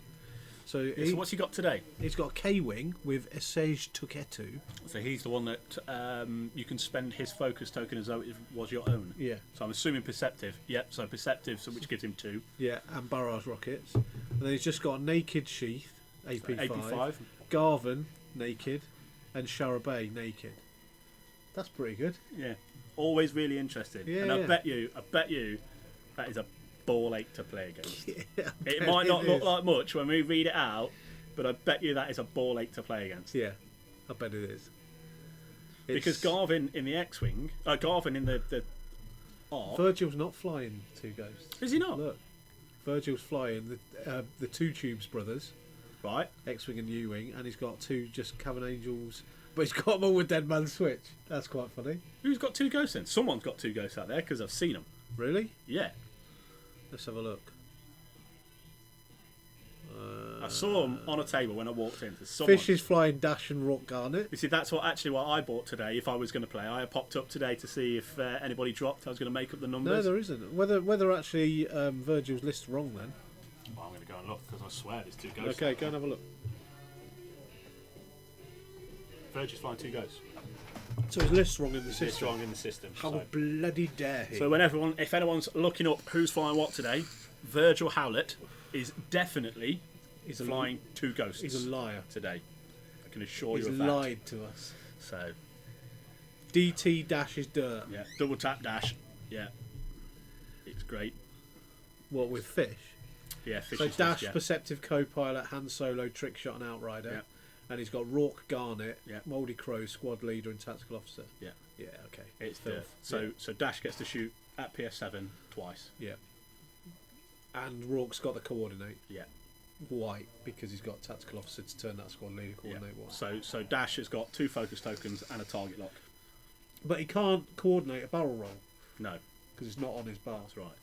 But all he ever does is coordinate the focus. Coordinates focus. Dash takes 2 focuses because of perceptive. So he's got 3 focus. And then Dash moves and takes target lock. So he's got target lock 2 focus for 2 PS7 and it's shots. coming in at 193 points, Yeah. which is ridiculously cheap. Yeah, because I bought the same list until I found out that Fishy had bought it, and then I swapped mine to Janor's just to be different. So, Oh, okay. So that in that version, you get 1 shot at PS7 because of handgunner, but you Yeah. get 5 dice with that because of Jan's ability, and then you get your normal shot at PS5, Okay. which is 4 dice with his. I think the highest bid of the day goes to Kylo, actually, who's on stream now. He's running at 185. Pretty skinny. Yeah. I mean, he could even afford to put protons on one of those fangs Yeah, for 194, and that's still a that's healthy still very healthy. Or like, can they take a? Or upgrade, shield or I'd upgrade? put Lee on Palom for that reroll, or IG on Palom. So he's Yeah. got his 2 focus, and then he's got 2 calculates as well. Yeah. Is that a stress on red line? I don't know. Is it? Looks like it. Yeah, he will have linked into his target lock, won't he? Fine, yeah. So look, he's going straight for Palom, look, and I think that's a little bit down to Kylo the way he's flown. Yeah, I think he's offered it to him a little bit, hasn't he? Yeah. But I don't think Kylo will mind that much if he picks that as his first target. Wow, look at that. So so he's got a stress because he would have done a He would have linked into his. it would have linked into a his target lock. So Redline's action bar is. So Redline's action bar is boost, so he can barrel roll, which is red, or he can boost and then target lock, which I assume is what he did. So Sai would have moved. We weren't looking at the time. Sai would have moved and given him the focus, and then Redline would have moved, boosted into range for the lock, and then linked into the target lock to be able to fire the torpedoes. Fair. And Filthy Piker just said he forgot his ability, so I'm assuming he means after he took the linked target lock, he could have acquired a second target lock because it's not an action. From Sai. Yeah. So he can when after he boosts, after he performs an action, he can acquire a target lock. Yeah. On Redline. So Okay, that's fair. so Redline can maintain 2 target locks. So was there any? There must have been damage gone through on something.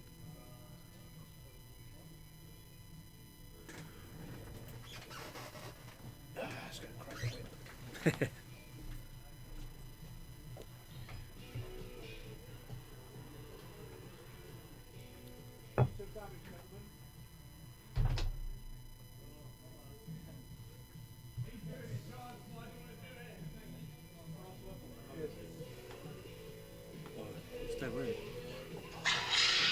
There we go. They're not listening. They're not listening, guys. I'm whipping, but They're they're not listening listening. to ACDC. Yeah, it's far too loud. Yeah, Right. so he fired. So Redline fired the torpedo at Palob, didn't he? Yeah, so Palom just strip shields. Yeah. So what Filthy Pikey meant by he's forgot his ability, after he performs an action, he can acquire a target lock, which is not an action. So when he boosted into range to acquire to link into a lock onto Palob, he could have just taken a lock on Fen as well for free. Yeah, because you can't double lock the same. No, you can ship. you can maintain 2 different. Or you can actually double lock the same ship if you want. Oh, can you? Yeah, you can. Yeah. Oh, right. It's pretty pointless because you can only spend 1 per turn. It is, but it sets you up lovely for a K turn behind or something the round Double after proton torps. for the second shot. Yeah, For your okay. second torp. So. Okay. So let us see. Where's my mouse? There it is. So welcome to everybody watching. on the stream. This is our second game of our Saturday December tournament, and this is for the veterans token. So as we can see now, look, Kylo is now moving in. I think is it trying to with get the the block boost. there. I want to put an aggressor on the table. An IG. I've got a list which I think will be really good.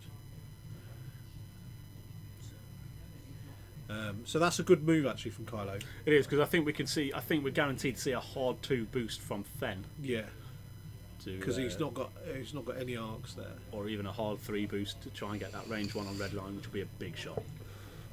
So my IG list, right, is IG88C.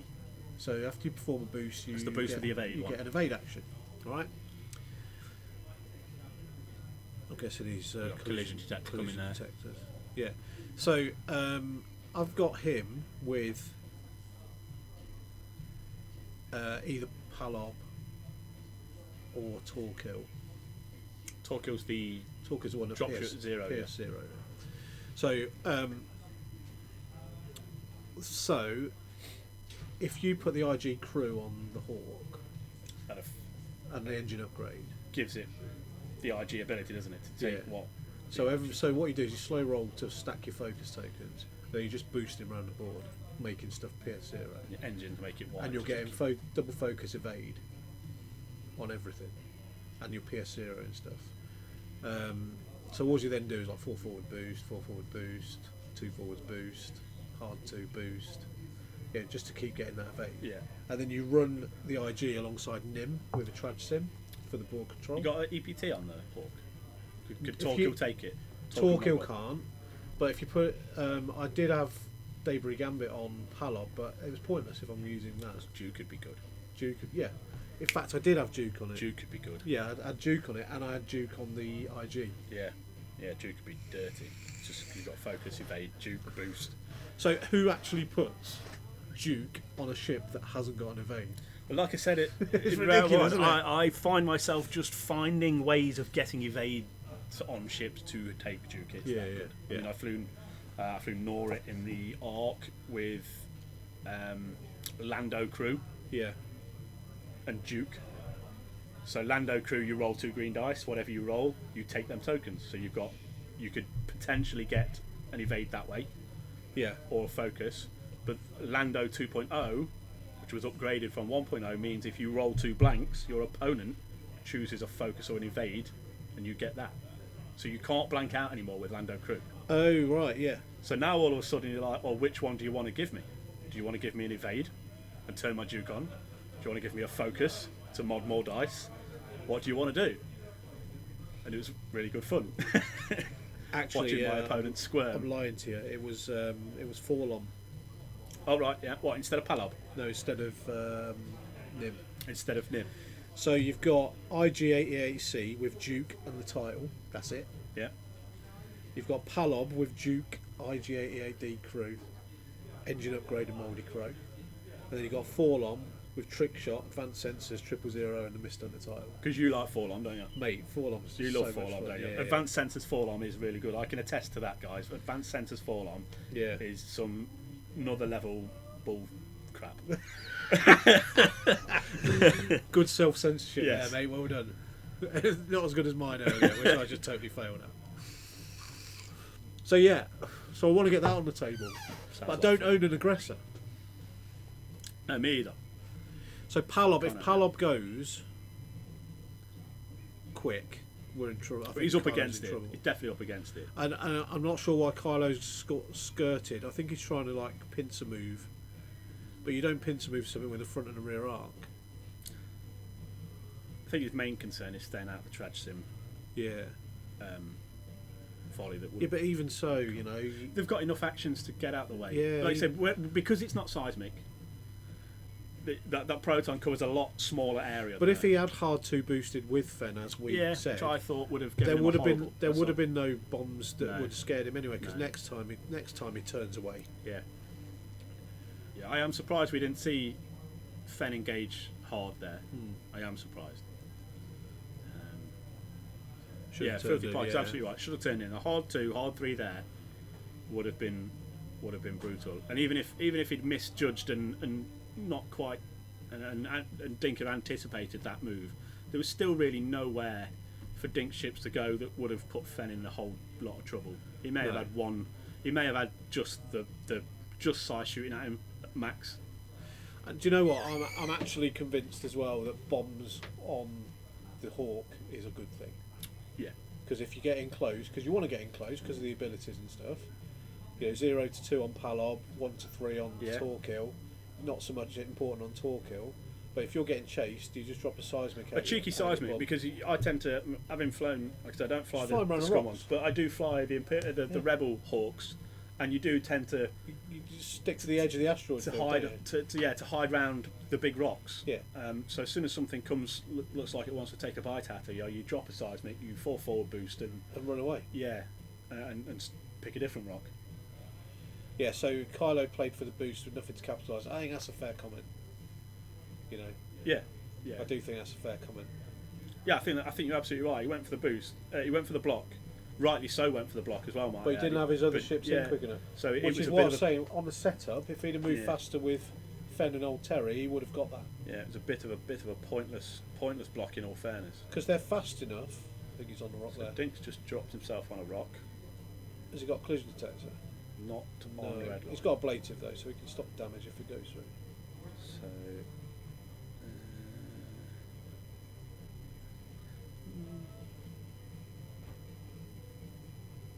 I can only assume that Dink thought that would fit. Otherwise, he could have. Why has he got a focus token? Sai would have coordinated. Fine. But I can only assume Dink thought that would fit. Otherwise, he would have been better off coordinating a barrel roller or a boost onto red line and then hard turning to stay off the rock. Yeah, I think you're right. Yeah, definitely. Because he could have boosted and acquired the target lock from the boost because it's free, and then hard to. But he's now got a shot on Fen. Hopefully that's range 3, because if not, if it's range 2, then Fen's in trouble. Because range 2 on the Fangs is the death zone. Yeah, and he has got a lock on Fen. Yeah. Dink's using the little Ashley Taylor kidney appeal target locks. So of course, anybody can see that target lock in the bottom right corner on Fen. They were the target locks that we had made for everybody played in the Ashley Taylor kidney appeal tournament last week. Yep, they're proper as well. By given to us free of charge by Cogo2. I can't thank enough. Absolutely amazing. Anybody after any tokens for any games? They do all the games out there. I don't think the Keyforge stuff's available yet. I'm still waiting for that. But any other games, acrylics, if you're after them, check out Cogo2. John and Michaela, absolute stalwarts of this community. They need all the support. They deserve all the support from everybody.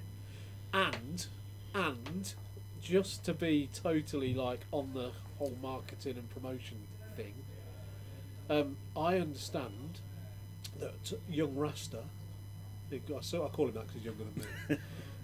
Young Rasta has got a bit of a deal with Cogo2 to help produce his dial covers. Oh right, that's good.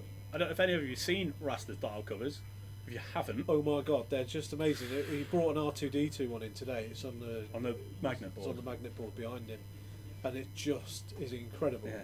So on Wednesday, if you subscribe to his Patreon, you can get them before they're released. They will be released on Friday, but Rasta is only painting 20 to 25 of each one and signing them and numbering them. So they're going to be proper limited edition.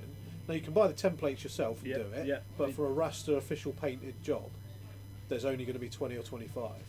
And they're going to be available first to his Patreon subscribers, which is patreon.com/RastaMace Painting. Yeah.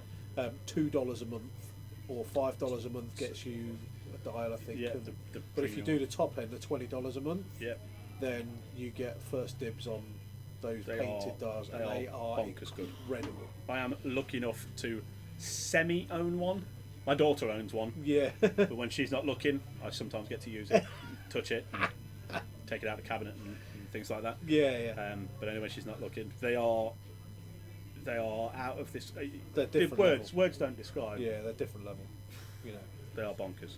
And for a guy that paints as well as he does, to be as colourblind as he is. No, it's if you ever get to look at our chat stream our chat group every now and then Rasta will be doing a project. Yeah. And He'll post a picture. He'll post a picture up with a big arrow pointed to it saying, "Guys, help me out. What is this colour?" Yeah. And we all have to try and describe the colour to him as best as we can. Yeah. Now, I don't know if any of you ever tried to describe a colour without using other colours as reference. Yeah. It's actually really tricky. Yeah. Because he doesn't know what the colours are. It's orange. And you don't know what orange is. Yeah, and everyone's going, it's like burnt sienna type. And Russ comes back in, no, it's I all just grey. want to know what it is. Whether it's green or blue or red or yellow. Because the bloke can't see colours. It's so funny to read that little bit of stream when it comes up every now and then when Rasta's trying to deduce what colour something is. And then he brings in the final result, and you're like, how the hell I know, it's like does a colourblind person it defies do something like that? I reckon he gets Scarlett to do it for him. Must do. Yeah. Must do. He's never painted anything in his life. Scarlett's the brains. Yeah, he's the brains, she's the talent. He's the brains of that outfit. Yeah. She's the brains of that outfit. And he's just the guy that does it. But the detail on them as well. I know, like, I've seen photos of them, in the week, which they were really good. The R2 one, he showed up. I was like, oh, it looks all right. But he's brought the actual finished item in today, and there's, like, battle scarring on it. Oh, there's, like, so paint good. blemishes. It just looks the one he perfect. did for Ashley, it's Countess Ryad. Yeah. She's got a matching Defender painted in the same colour scheme. Yeah. And the dial cover is just mind blowing. Yeah. Mind blowing. Yeah. Because you can see, you just look at it and you know what pilot it is. Yeah. You know. Yeah. If you know your Star Wars stuff, you know what it is. And the Patreon stuff, and he's done a deal with Coggo 2, and Coggo 2 are going to help him to distribute. That's brilliant. So I think that's really good. Whisper shouldn't have an evade because she's stressed. No, but he had one from the decloak. Oh, it's an action still. So if you're No, stressed, but he did the stress after the decloak. oh, did he? So he did a K-turn after the decloak, so he would have an evade. Yeah, he would have. Yeah. Yeah, he would have an evade. So if you put some damage through now on Terok, because she's stressed, does she gain an evade or is it an evade action? Sorry, say that again. So if on Whisper, when she causes damage, Yeah. does she gain an evade or should she perform? She just gains. She doesn't Fine. perform action. So if he then puts some damage in now on Terok, Yeah. then he will then regain that evade. Yeah. So he can cloak. So Filthy Pike, just said Whisper shouldn't have the evade, and I'm assuming he's put Terok because Terok's there. Terok only It's in triggers in arc. Yeah. So if that's what you mean, that Terok should have taken the evade away, he doesn't because it has to be an arc. But no Duke. Well, he would because he had the Duke. Because he had the evade. If he's got the evade, he's got Duke. He Yeah. had the evade from the decloak. So the sequence of actions is that Dink decloaked, Yeah. which gives So- Whisper the So evade. now when he decloaks now, you see, he won't He take won't an get an evade evade. because he's already stressed. Yeah. So there'll be no stress coming now. But because Whisper had the evade before she did the K turn, Yeah, that's where she keeps the evade. keeps the evade after. Which means Duke is still turned on. Duke is, and you can still spend it to cloak because it's not an action. Yeah. And Terok couldn't strip the evade because it wasn't in arc. He has to be in their arc, that's all. Yes, that's why the evade stayed. I'm confused to what Filthy Pike No. means. What he's saying is that if... Let me just have a look at the card. Let me just have a look at Terok. Just to get the wording right so we know what we're talking about. Because we could be talking out our a-holes in all fairness. We could be. Wouldn't be probably the not. first time. Probably not, Pardon me. because we're actually quite clever sometimes. Well, we try and come across it. Old Terok. At the start of the engagement phase, you may choose one enemy ship at range 1. If you do, and you are in its arc, it removes all of its green tokens. So yeah, you're right. Yeah. You're right, Pikey. But I didn't see where they all were before. No. the evade happened, so But yeah, so Whisper was kind of just up from there, just up from Terok. yeah. So he was in Terok's arc. He was in Whisper's arc, and then that's shoots the token, gets rid of the tokens. Yeah, range 1. Yeah. So basically, if you're in range 1 of Terok and you've got him And targeted, you've got him in your arc. Yeah, you strip. Yeah, you lose your tokens. tokens. So sorry about that, Filthy. Yeah. Not setting you were wrong, but we were just. Yeah, we didn't understand ourselves. So yeah, absolutely right. Put bang to rights.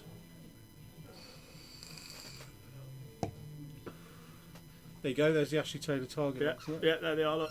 That's nice of them to do that. Yeah, isn't it? yeah, they're really nice as well. Dink, bless his soul, spent hours painting them. We had 100 to paint. Dink did most of them. Yeah, yeah. Dink did about 80% of them, and then I popped up one evening and did about 10, and claimed that I helped. But they are pretty cool. So you can see the one on the right's got a blue outline, the one on the right's got a red outline. Yeah. So you can either have use them as two different tile arts, because now you don't really need one on your own ship and one on your opponent's ship anymore, do you? But we painted them that way so that if you wanted to do it old style, you could. So if now you got one of each. Does he remove all green tokens so Sai can get rid of that reinforce? Yes. Yeah, remove all of its green tokens. So Sai should remove his reinforced token now. But we can't actually intervene, so we have to. No, we can't. You know, we're not allowed to rules lawyer. All we can do is criticise. Which I prefer because I'm actually really good at that. Yeah. I'm you know, if there was a world championships at criticising. In fact, me and my wife fell out earlier this morning, a little bit because I was criticising. Oh right, okay. Yeah, yeah. She lost 20 quid. She thinks she threw it away in the bin. Okay. So I told her off, and then she told me off for telling her off. But that's Yeah, standard. So.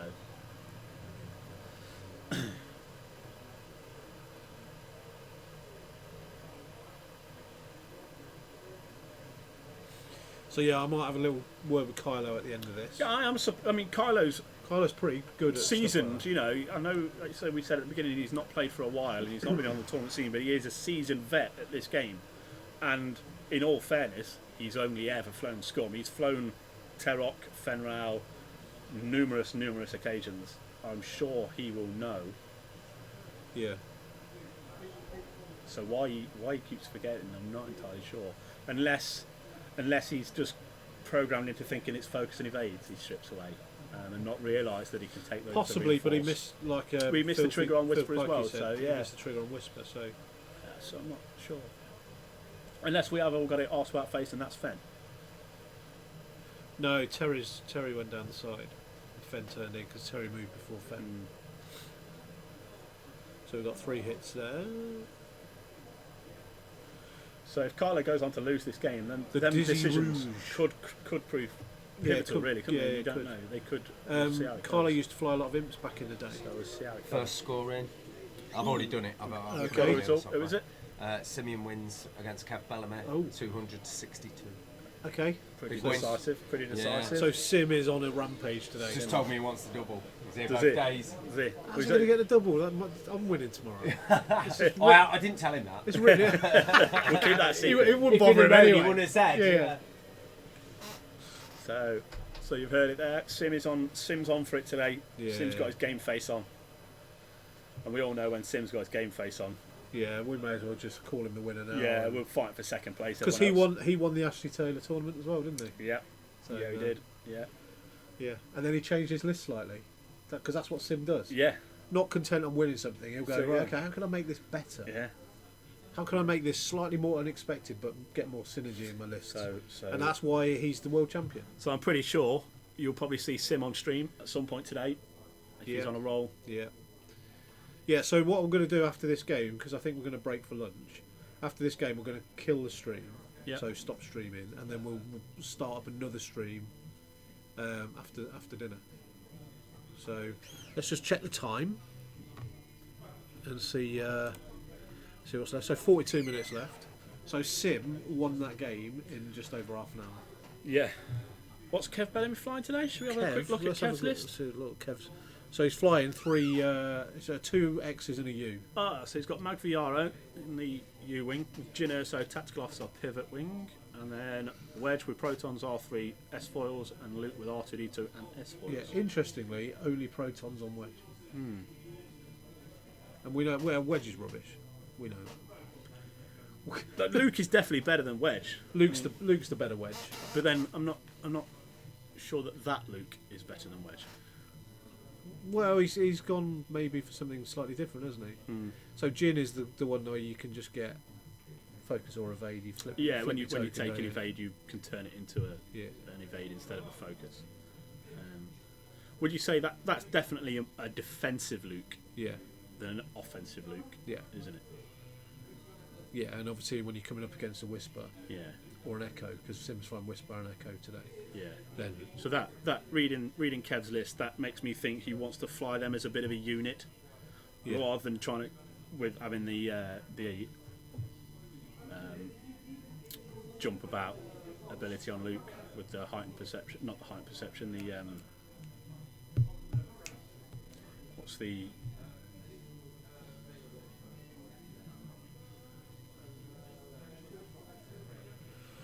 I love the stealth device mod on that Lambda model. Yeah, it's cool, isn't it?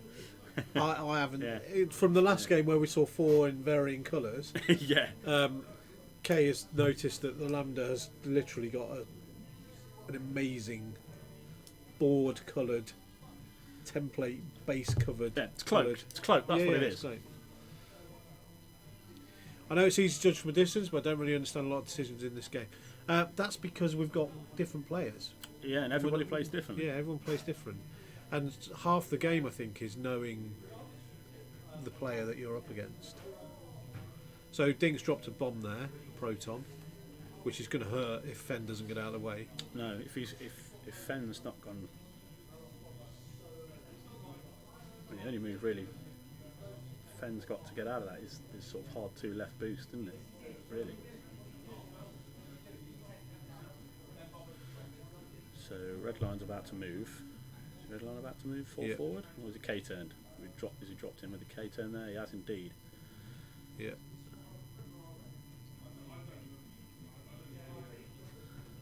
So red line's dropped a bomb with K turn behind. Yeah. Masters just beat Fishy. Ooh. 200 to 124. Nice. Close game. So Rasta and Sim are both on 2-0 then. Delapina final. Yeah. On the cards. Well, it depends. They'll probably get drawn next round. We'll have that on the stream. Yeah, we'll have the Delapinas. Yeah, on we'll stream. have the Delapinas on the stream. X-Wing royalty. So red line's K'd in behind. Has red line got a target lock on anything yet? Red line's on 1 hull. Right. Just sorted that out. Okay, yeah.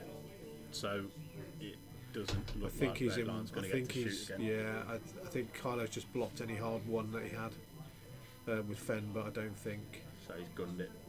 5 forward boost by the look of it. Yeah, that'd be cool because if he 5 forwards and then boosts round and links into a focus, He's got a shot. He's on gonna be side. out, Oh, he's yeah. K'd. So he's taking the proton wow. because Fen's K turned. So no action from Fen. And for Terok as well. Yeah. So that's a nice bomb actually. Yeah. It's a nice little send off for red line because I think he's going to die. Yeah. So what crits go through? Let's see what he draws from the bomb. Have they not put them on? It doesn't look like they've put them on. Shall I go in? So he's took the shit. It's not even took the hull off actually either, has he? No, well, he's got to do it now. They've got to do it now. Because they're in combat. So Yeah, they're in combat. They need to hold on. They need to do the crits. So we are going to intervene on this one.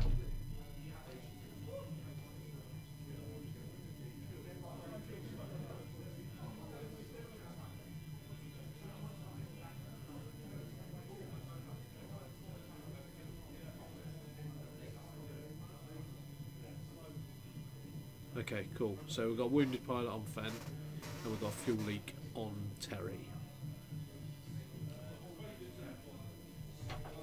right. So hopefully they've just updated it now. Got it. So if we got the crits as well. So yeah. So Fen's down to 3 hull with a wounded pilot.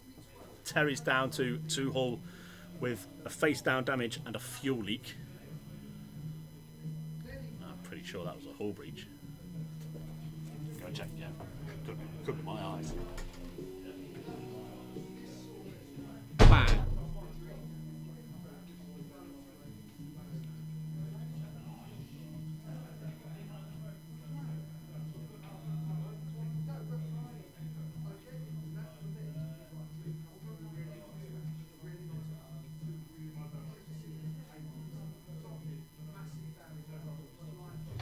No, they're all right. It is a fuel leak and a hull breach.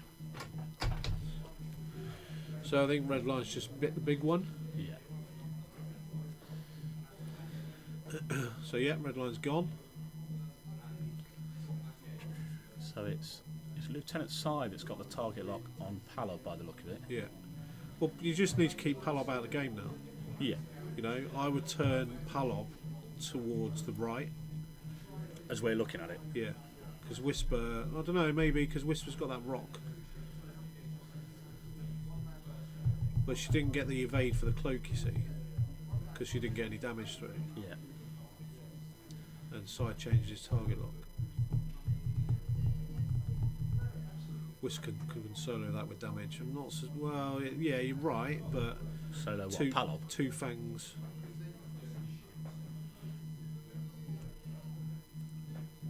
No. Whisper could solo that with damage. Yeah, so we're probably talking about Palob. But Yeah, Palob's on can one hole, can so solo Palob, absolutely. you know. All of it. Well, that all depends who's flying it, I think. It's quite close, so Kylo's winning at the minute. Now he's taken red line. I think Sim might be able to solo it with that Whisper, but Sim have done solo it with like I don't think there's many players out there that could solo so Kylo's all of list. it. With, So Filth Pike is yeah. saying all of it. It's fair. It's a fair shout. Yeah. It's an ask, let's put it that way. It's an ask. Doable, but it's an ask.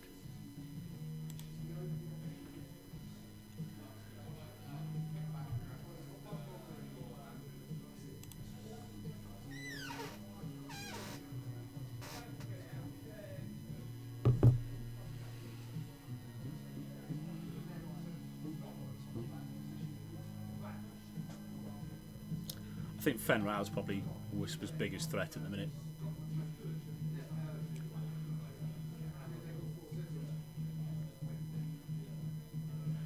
So Sim could do it with a lambda. Yeah, I think you're probably right. It's probably a good shout. Got to agree with you there. Yeah, it's a good shout.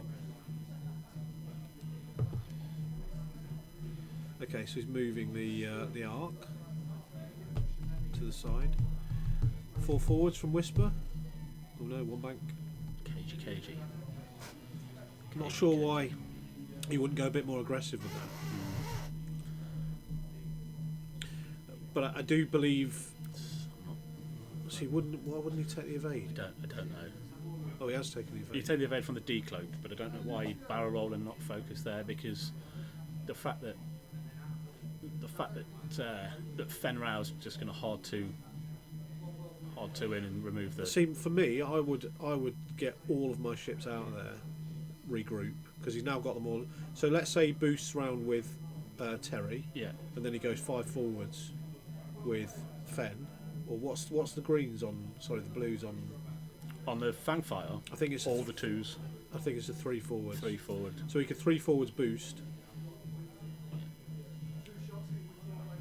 I think Whisper's just too much of an easy target now. He's on his own for Fen to not capitalise there. With him moving after. Could be range. So he needs to. I think he needs to token up here Yeah. to actually boost focus, boost link focus, or focus link boost, whichever way round it is. For Fen to get into boost. Again, I don't know why he'd do a straight boost. Because Whisper's still got to move. So he's rolled for the wounded pilot. Which Focus boost. The problem is, he can't focus because of the wounded pilot. So wounded pilot is after you perform an action, roll a red dice on a hit or a crit, you take a stress. So so he boosted and had to roll for wounded pilot because he took the stress. He couldn't take the focus action link. So that. So here's a range 1. Yeah. So he's got the fearless. And he's got the Concord Dawn. Concord Dawn to give him the evade. Yeah. Has he got range 1? Doesn't it? Yeah, it doesn't look like it slides through, so I think he's got the range 1. Which is definitely what he wanted. In that position at range 2 would have been not much fun for Fen. No, nubs don't count for range. Nubs don't count for range. Nubs don't count for range. Nope.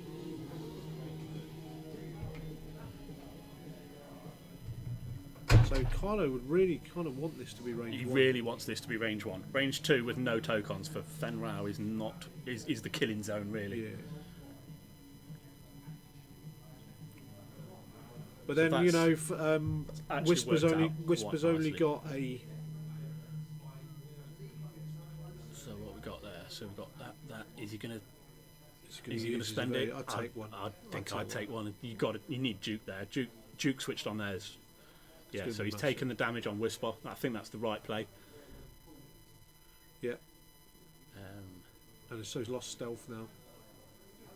So this could sting Fen with a good roll. Missed a Vader trigger. So that's not bad. I think he missed a Vader trigger as well. Of course, because there's no tokens there. That's massive. Oh no, Fen took a damage, so probably didn't. Oh right, that's okay then. So what's he done? I missed the dice roll. What was the dice roll? He hit with 2, but I didn't see Kylo put his evades up, so I don't know what he dodged. But he Hi, Sam's Craft. Let's must go have rolled 2. Dinkus Maximums. I'm not sure that should be Dinkus Maximus, but Yeah. I like Maximums. So that's for quite good. Fen to have taken no damage there, he needed to roll 3 evades, didn't he? I'm not sure. I think Dink only hit with. He hit with 2. Dink 2. hit with 2, Yeah, and he's got Duke active. yeah. So Again, I think they're missing a lot of triggers. yeah, so I don't know. We don't know, guys, if any damage went through there or not. You going up?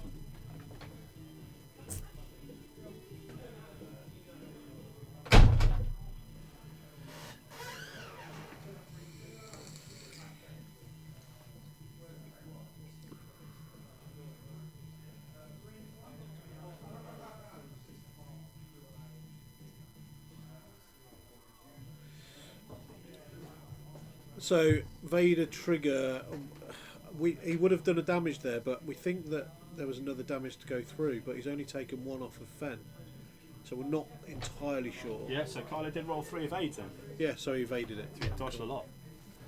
So that was unlucky a little bit there. So no, Kylo did roll 3 evades against Whisper's 2 dice, 2 hits to dodge it all, and he didn't forget the Vader trigger because Fenrir was on 3 hull. Vader took him down to 2, and then he dodged all the shots. Okay. So we are up to date on the stream. What you see is correct.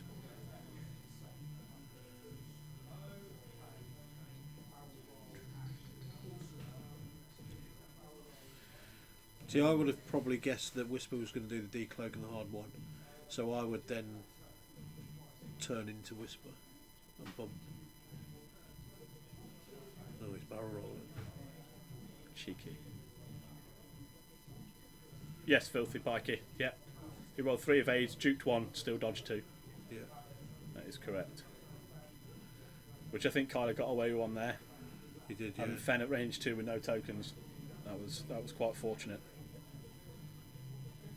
I thought Fen had, well, as soon as Fen's down to 1 health, he can't really engage again, really.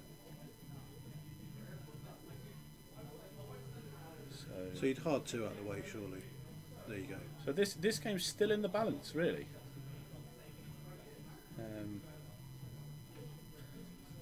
You'd like to think, with a decent roll, Palob, we could lose Palob here. Might just be clipping the edge of that. Yeah. So yeah, I mean, he has got focus evade, so it could be a tricky one, but.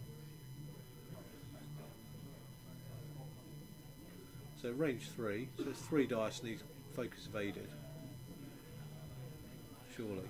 So we've got 2 hits. We've got two hits, 3 hits. So he has got the rock. So I just heard a big sigh there. So I think he's dodged it all. I think he's dodged it all. No, he's dead. Oh, he has got him. Yeah. He has got him. So that's.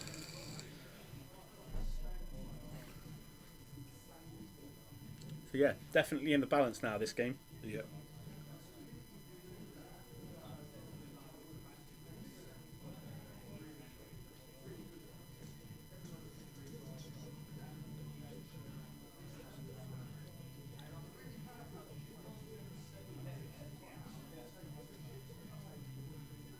So what do we think Terok's doing here? Do you think Terok's 5 forward in here?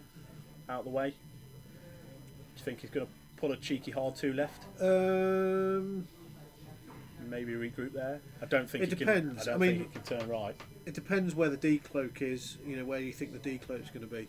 I think a 2 boost forward on the decloak is a good move. Yep. To take the evade, and then for me, if I think the 2 forward is going to come through, I would probably assume then that Dink's maybe going to 1 bank. So with Terok, maybe a 2 bank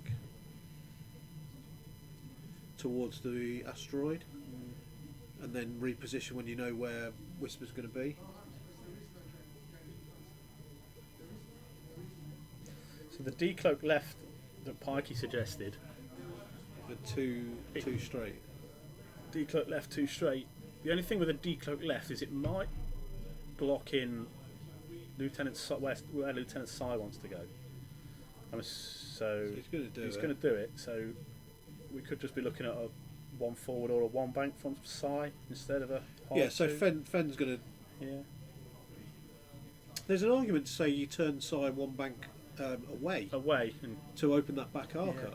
I mean, the good thing about the two cloak that way is when Sai coordinates, Sai can change his lock if he wants to. So I don't think that fits. No. Yeah, that was the only downside to the 2 cloak that way. Yeah. So there's no action there now. No action there, so no coordinate there.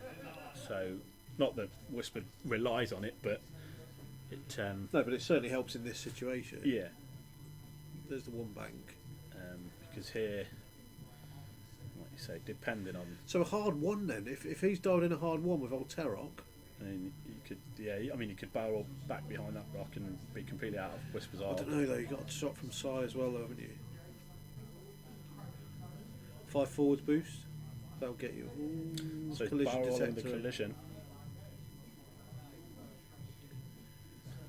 So how many collision detectors has Whisper got left? It says 1 there. So would that be his last one? Yeah. Which means he's going to take a. So there's a 2 bank. Which means, well, it'll be okay when he barrel rolls off, when he decloaks off the rock, so he won't have to take the stress from the debris next time, which is okay. But that's. But again, you would stay there and strip his tokens, wouldn't you? You'd stay there from Terok. Yeah. You would stay there and strip all those tokens. Now he's from put himself Whisper. at range 2. Can't do it. But again, he's been missing that trigger all game. Yeah. So he's obviously not got it in his mind that that's what it does. Yeah, because stripping that evade from Whisper knackers his decloak, which means he's going through the asteroid next turn. Yeah. Which means he's taking a stress, which means no evade, no. Yeah. Well, I mean, Sai can barrel roll him off it, but then that's again 1 less action that Whisper's going to get. So Sai would have to coordinate the barrel roll off it. So yeah, I think that is probably Bit of a misplay there from Kylo. Misplay, yeah. But, so we've had no more results come in yet, I don't think. We've got 23 minutes left on this game. And I think Dink's starting to gain the upper hand. I think you're right. I think Dink's starting to gain the upper hand here a little bit. If Terok goes, wounded pilot. Did you see the roll? No. Did he not roll it? Did he miss that one as well? Ooh, that looks alright. So it's just 1 damage through on Lieutenant Sai. Yeah. Here comes a shot into Terok. Really hard to see if there's any. Well, that's So 3. yeah. Is that 1 evade there?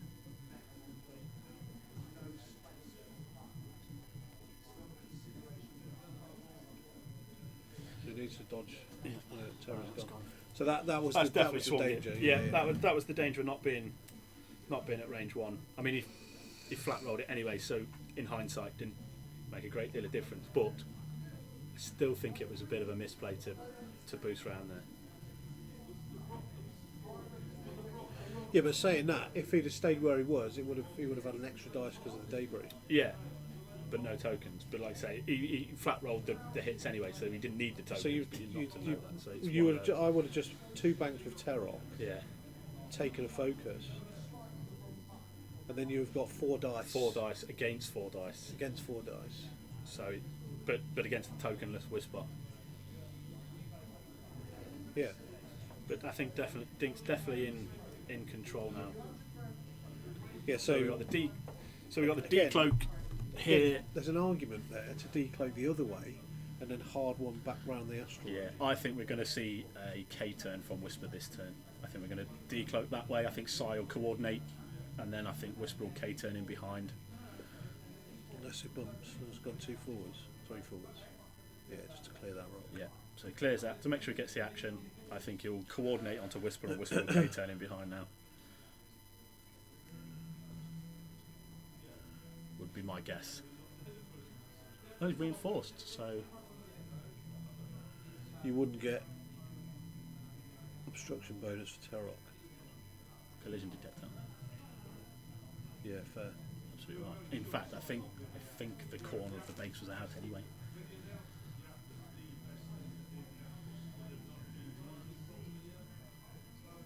I am surprised we didn't see a coordinate there. You know, he's reinforced with Sai instead of coordinated onto Whisper. I really thought we'd see the coordinate focus onto Whisper. Okay, so we've got all Fenn's abilities now have switched on. Fen needed to roll for Wounded Pilot. So this where Fen needs to delete Whisper in this shot here, which can't happen because he's got an evade. I think with all the missed triggers, I think Kylo has put himself in a bit of a situation. Whereas I think he could have played it a little bit better. Yeah. On paper, I think Kylo's list has got the edge. Yeah.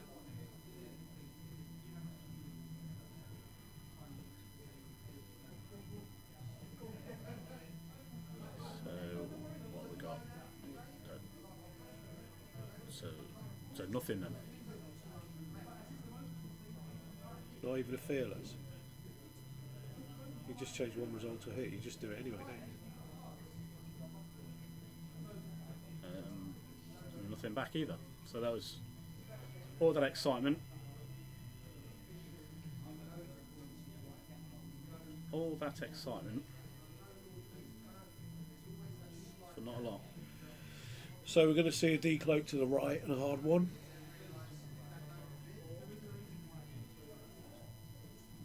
Or do we need to clear that stress?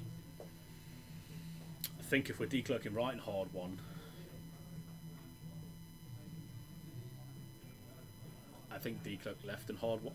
If he's not clearing the stress, I think a decloak left and hard one is more likely. Because if he decloaks right and hard ones and he's still stressed, they're then facing each other, and Whisper can't turn around without bugging out. Again, I'm not sure whether we've missed the Vader trigger here, because Fen should have took a damage from that. Yeah, it seems a little bit odd. Unless they've just not updated the overlay, I can't see. I'll go investigate. Do some investigating. I'm going to go and do some investigating.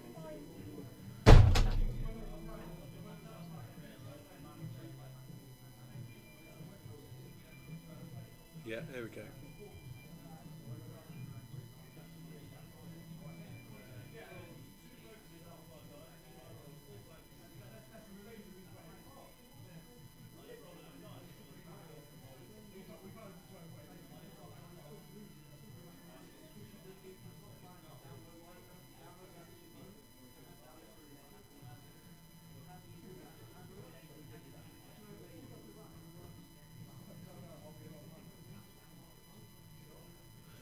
No apologies, sir. There's absolutely no apologies needed in this game. Yeah. So they've updated it now. We didn't miss the Vader trigger. They just didn't update the overlay. So now Fenn's down to one hull. Vader crew is the problem. Yes, you just need to take a token every single time. Yeah. So he's got to be out of range 2 or clear that stress. He cannot afford to. Fenn's stressed as well. You know, it's he has to go forwards, clear the stress. It depends, you see, because for me, I'd take a gamble on the hard 2 to where Whisper sat. Yeah. because you take the gamble that in fact he's going to decloak out of the way. Yeah.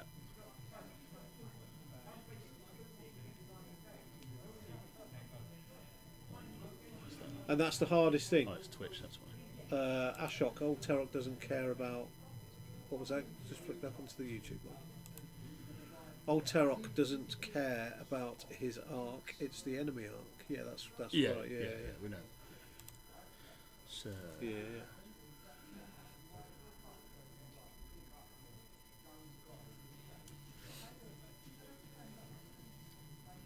Hard to boost focus. I agree. So one tactic I kind of picked up was, if you're not sure where you're going to get hit, apart from a K-turn, if you try and land where the player moving before you is, then you're not probably going to get hit. And vice versa for chasing. If you put yourself where the enemy was, chances are you'll have them in arc. There's not many places. Kay has asked, big turnout for Resistance and First Order today. The short answer is no. No, and you know why? Because we are not doing that. It's not legal today. Not legal today until it's launched in America and the official app's been Until the updated. app's updated, you can't use it. Yep. So... I understood that last weekend Just Play had a Wave 2 tournament booked in, and they didn't get their delivery either. No. And so some of them that travelled that had got the delivery turned up with Resistance First Order, and the others didn't. So it was a bit of a kind of a mismatch. Yeah. Pardon me. Like players were like, "Oh, you're flying ships that I can't play," and all this sort of stuff. So Yeah. So till the official app's updated, Yeah. no Wave 2 stuff is allowed. So I don't know. It's gone hard to that way. It's hard to. to. Or I would have gone the other way. Yeah. So now he's got to focus up. Yeah, boost focus. Yeah, get him range 3 and focus. That's it. That's all you got to do. He's got to. And you one bank boost towards between the two asteroids. Because what you don't want to do is don't want to give Sai that one forward next turn and be in his rear arc. No. Oh look, Dink, let's see what Dink's doing on his phone. It looks like they're checking something. Yeah. You can see the app out. So Dink's clearly playing for time. He's getting the underhanded tactics out. It's filthy. That's Dink for you. Speaking of time, we're on 14 minutes left, guys. He's hoping range 3 without focus. You've got to get out of range 2 anyway, because that switches Vader off. Yeah, yeah. I mean, you don't even want to think, well, I'll take the focus and Vader, so I can't take the damage. You don't want to be at range 2 with no tokens. So you want to boost and take a focus, Absolutely. take a stress.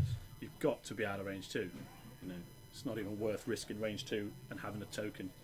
So.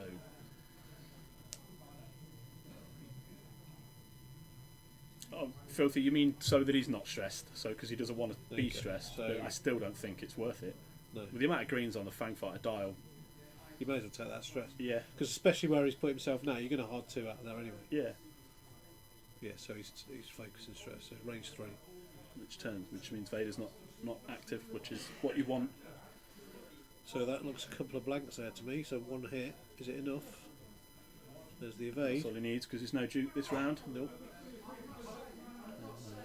No cloak either, so there's no manoeuvrability. So he's just going to come straight forwards. So I think Terok can use that bottom right asteroid to his advantage now. Now Whisper can't decloak.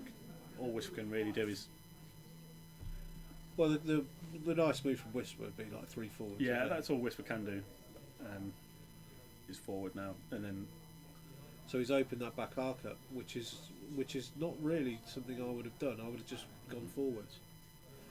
As good as Vader is on Whisper, I love Vader on Lieutenant Sai. So he's banking on Kylo chasing Sai, but for me, I'd be going towards the asteroid. Yeah, I think Kylo's bugging out to the left here. Oh, he is going that way. Interesting. So clears the stress. Barrel roll further away so Vader doesn't kick in.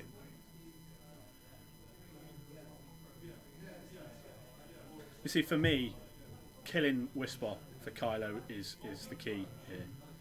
If he could kill Whisper, then he doesn't have to worry about. So is he in range 2? So, yeah. Yep. So there's his So focus range taken 2. gone.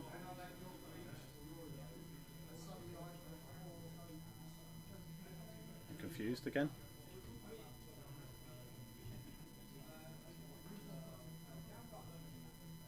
It was range 2, wasn't it? Yeah. So, has Dink been sporting and said, "No, I won't Vader this time"? I don't know. I think Filthy's as confused as we are Yeah. as to what's going on. So you've got a couple of guys on the stream, right? That, having played both of them, they both play really quick, Yeah, and that sometimes makes you miss triggers. it can be detrimental to yourself. Yeah.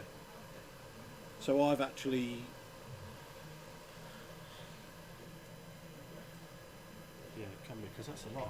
He's not putting on the line, so we're going to go see what them hits are.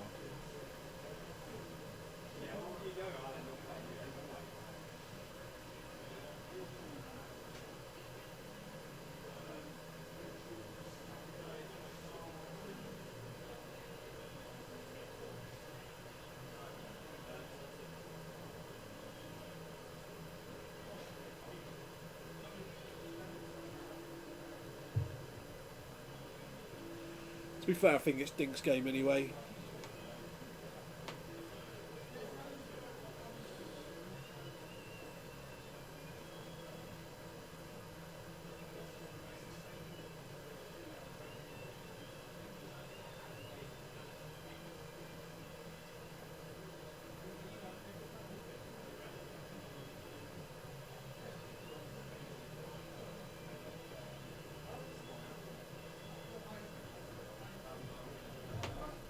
Opted not to Vader. Really? Yeah. That's Dink being sportsmanlike. Yeah, that surprised me, that did.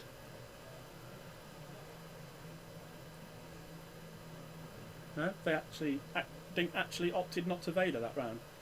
I can only imagine it was to use the Force for the focus, but it makes no sense to me. But that's Dink. that's Dink. He's not the most conventional, but he gets the job done. It's a great word. I think that's the best way to describe Dink. Yeah, it's not the most conventional. So he literally just needs one more damage on Sai. Because Sai's now got a hard 2. Maybe a one bank. Maybe a one bank. Maybe a full stop. Oh. A full stop would be dirty there. To get the bump.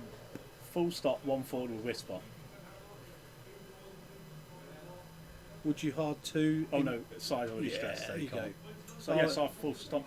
Yeah, Sai full stop. Look, that's why he's stressed. So he's blocked the hard 2 there as well. So that's a dead fen. Yeah. If he does, so yeah, they've called it because he would have evaded, which would have finished off fen. So that's a win for Dinky Dink.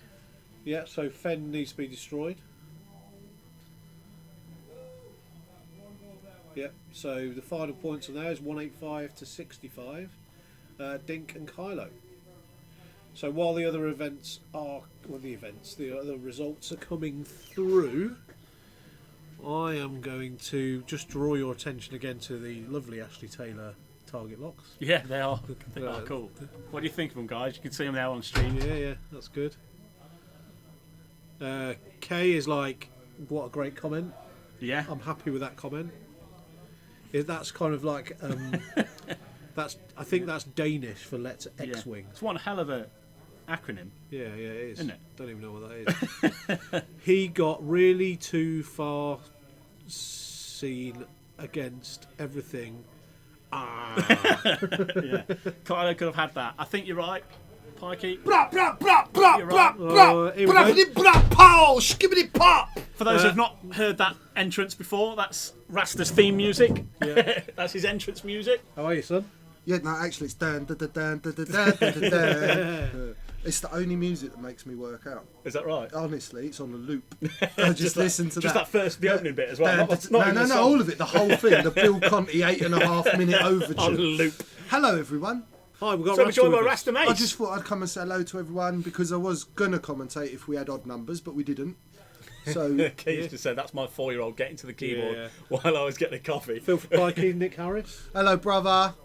Hello, everyone. Thank you for tuning in and watching today. Sorry we didn't do Tuesday, but we were planning on giving you loads of Wave 2, and then the system just wouldn't take it. Nothing's been updated, and the store was awash with people picking up their orders, and we just didn't have time to redo stuff. But next week we will have games on, even if they're not Wave 2, because the update might not have happened.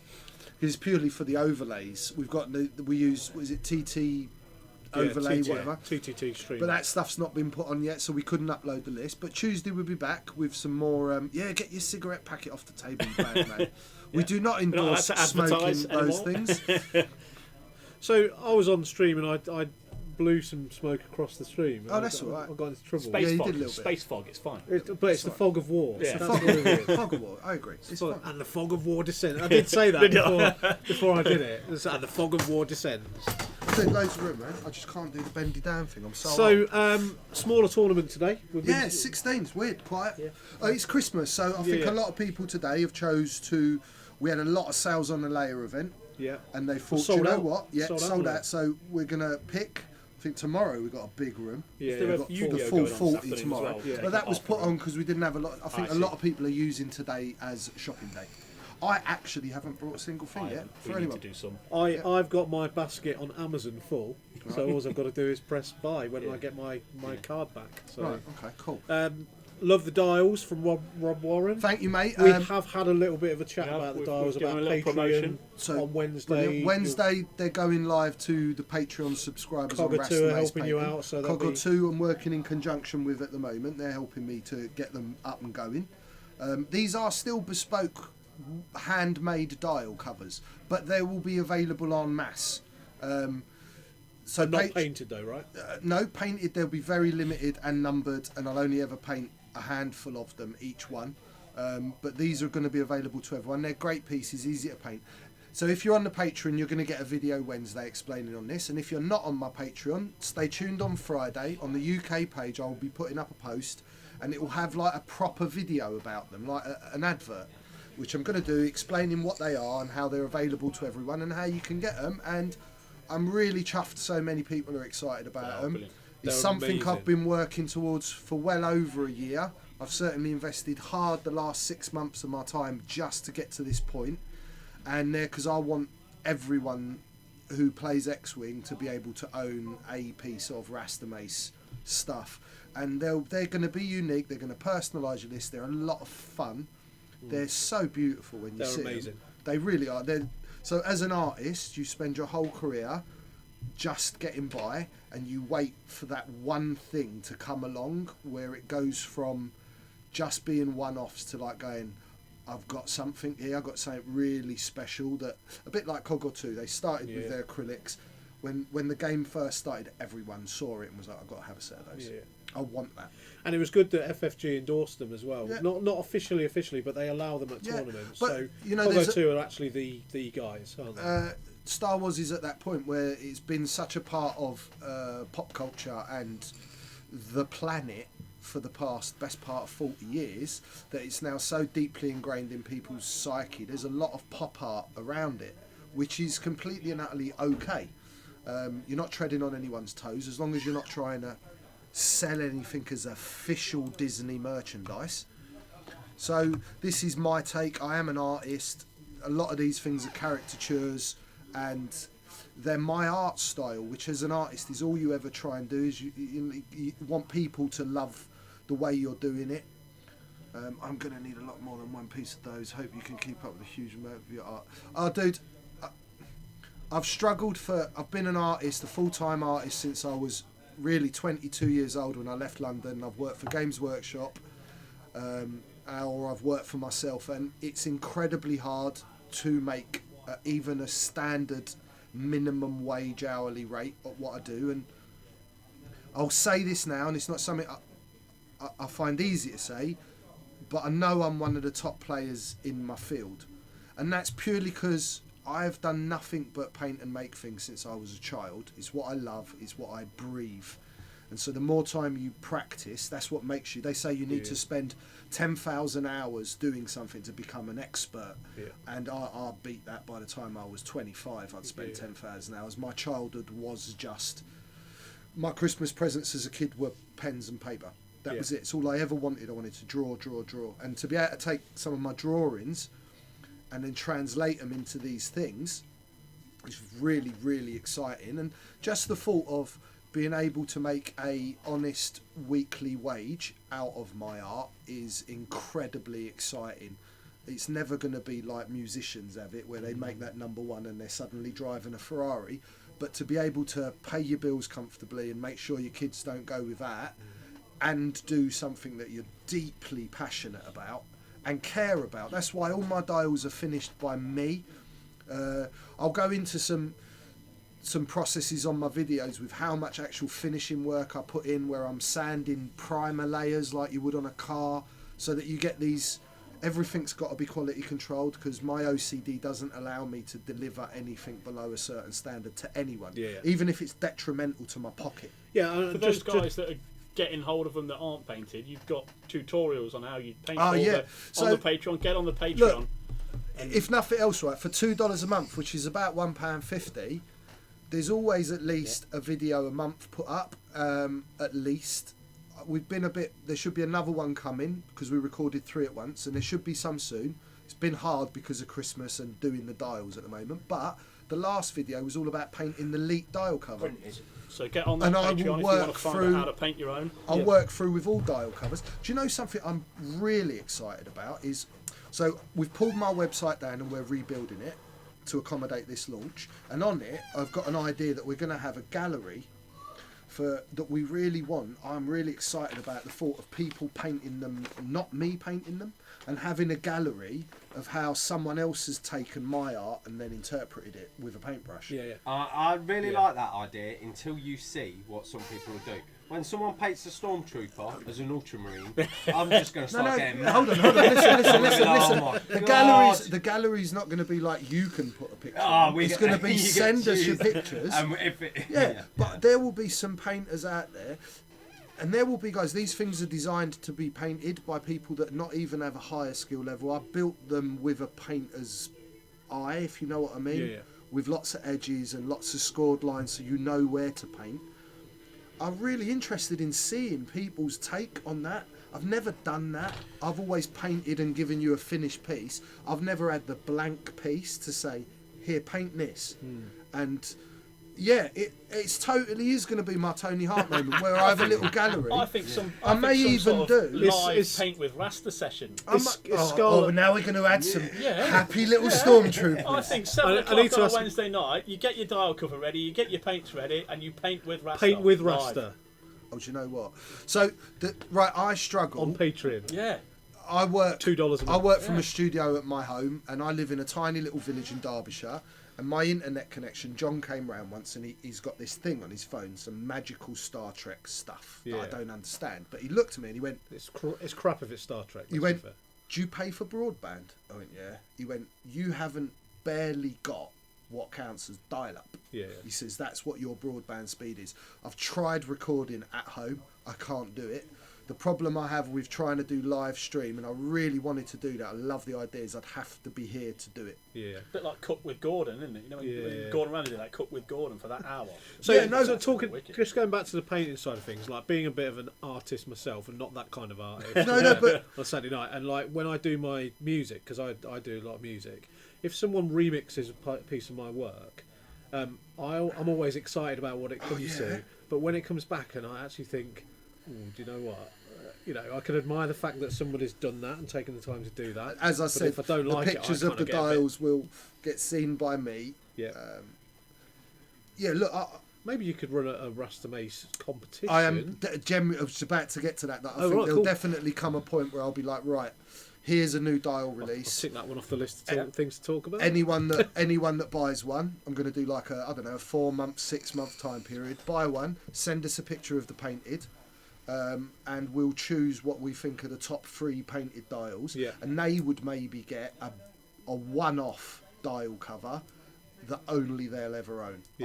I'll draw it, I'll make it, I'll paint it maybe, but I'll probably just send it to them. Yeah. But they'll have something that will be one of 3. Yeah. And they'll be numbered and signed. It's what I'll be doing with all my painted stuff, the dial covers now. They're going to be numbered and signed and limited, because they take a lot of time, and I'd like them to become more of a collector's item than I'm going to just pump out thousands of these painted things. You break me as an artist at that point. Yeah. Do you know what I mean? But it's nice that Cogger 2 are on board with helping you distribute the unpainted ones. Well, Cogger 2 are helping me cutting, so there's a laser cut process in some of the parts that go into them. Obviously, there's no way I'd be able to hit the price points I'm at. Yeah. Originally, the dials, when they were originally designed, and I was making everything by hand, and I'd charge about £50 for a painted dial. Yeah. It was 12 hours labour, so I was earning about £2.50 an hour for them, which was terrible. Yeah. But everyone want one, and I wanted to be able to offer. So my price points are like £12 to £16 unpainted, which is a thing you can just get out and paint. You've got all the magnets you need. It's all primed. It's all ready to go. You've got no construction time. Get on with it, and the price point's pretty great for everyone. Yeah. It's something that even if you only brought one, you're like, I really love Darth Vader, I want a Darth Vader dial. It doesn't matter whether I'm running Darth Vader, I'm going to have that little thing attached to a dial. 16 quid and you get to paint yourself a Darth Vader. It's a pretty doable amount of money, and it doesn't, because I get £50 is £50, and you know, it's not nothing money. But again, being all but I certainly couldn't continue giving 12 hours work for £50. Yeah, and I say it's all relative, isn't it? That's what I was going to say. You know, you are absolutely one of the best in the country at what you do. We talked earlier about the riot dial that you gave to Ashley. Whether that's playing or doing your artistry, you know. So I've mentioned this before on stream, that, you know, people think, do you know what? I'm going to buy a ship from you. I'm going to get a ship commissioned, and you do like 25 hours worth of work and you sell it for 100 quid, so that's £4 an hour. Yeah. You know, and that's not an artist's wage, that's not a living wage. And I am, so it's worth the time to invest, and it's worth the money that you pay. Art's a very subjective thing, unfortunately. It is, yeah. You're right. And I am a master of my trade. I really know what I'm doing. I can sculpt from scratch. There isn't a lot around this kind of genre I can't do, or that I haven't been trained to do, or that I don't do really, really well, but it still commands, a lower rate. And I often struggle with asking people for what it's really worth, because I understand that when I really do the hourly rate, it's probably an unreachable thing for a lot of people. Maybe the time has come now to I'm not saying you're devaluing what you do, but you are doing it cheap. You know, but that doesn't represent the fact that it's not a cheap piece of work. It's a high quality piece of work. One thing you'll know about Rasta is sometimes he's his own worst enemy when it comes to this stuff, because he's an absolute perfectionist. Because but you'll get nothing short of perfection. I'm just talking about him as though he's not here, because he's sat right next to me. But you know, when it comes to things like that, it is really easy to bring that sort of thing down to a level where you think, okay, well, I'd rather sell it at 50 quid than charge 80 quid for it and not sell it. Yeah. But it's worth 80 quid. Yeah. You know, so if someone, let's take the acrylic type of thing. You go to an event and you're lucky enough to win some top end swag, and literally there's players out there, and I can name them, but I'm not going to, that within minutes of winning that, they're on eBay for like a set of acrylics, 150 quid. And that's not anything that you've actually sculpted or done yourself, but when you actually get a bespoke piece that you can do yourself, you know, then I think that we need to change the way that we look at these sorts of things, because they're nice to haves, they're luxuries, they're not essentials to play the game. But do you know what? They just set you apart from somebody else. I'd rather spend money. But it's also about. And you're helping local people, and you're helping people in the community. It's also about put food on their table. For me, it was a little bit about. So something I've always done, and anyone that's ever met me at a tournament will probably go, "Yeah, he's right." I've always personalised my armies or my gaming experience. My damage deck holders, my dials were painted always. There was always a personal thing that took it away from just gaming and going, this is my real hobby and my passion, and I love this, and I love Star Wars more than I love air. I watch Star Wars every night. For the past 3 months I have gone through all the films. I've rewatched Rebels twice. I'm in Clone. It's like, it's the thing that drove me as a child, and anything else I did within gaming was always because I couldn't do Star Wars. but now I'm in a position to do Star Wars, and you can have things that are personal around that theme. That's what I'm kind of trying to offer people with the dial covers, the same way they've got personal templates, or they have personalised template trays now, or they'll paint their ships as a squad. Yeah. Well, now you can have interchangeable personalised dials. Oh, here we go.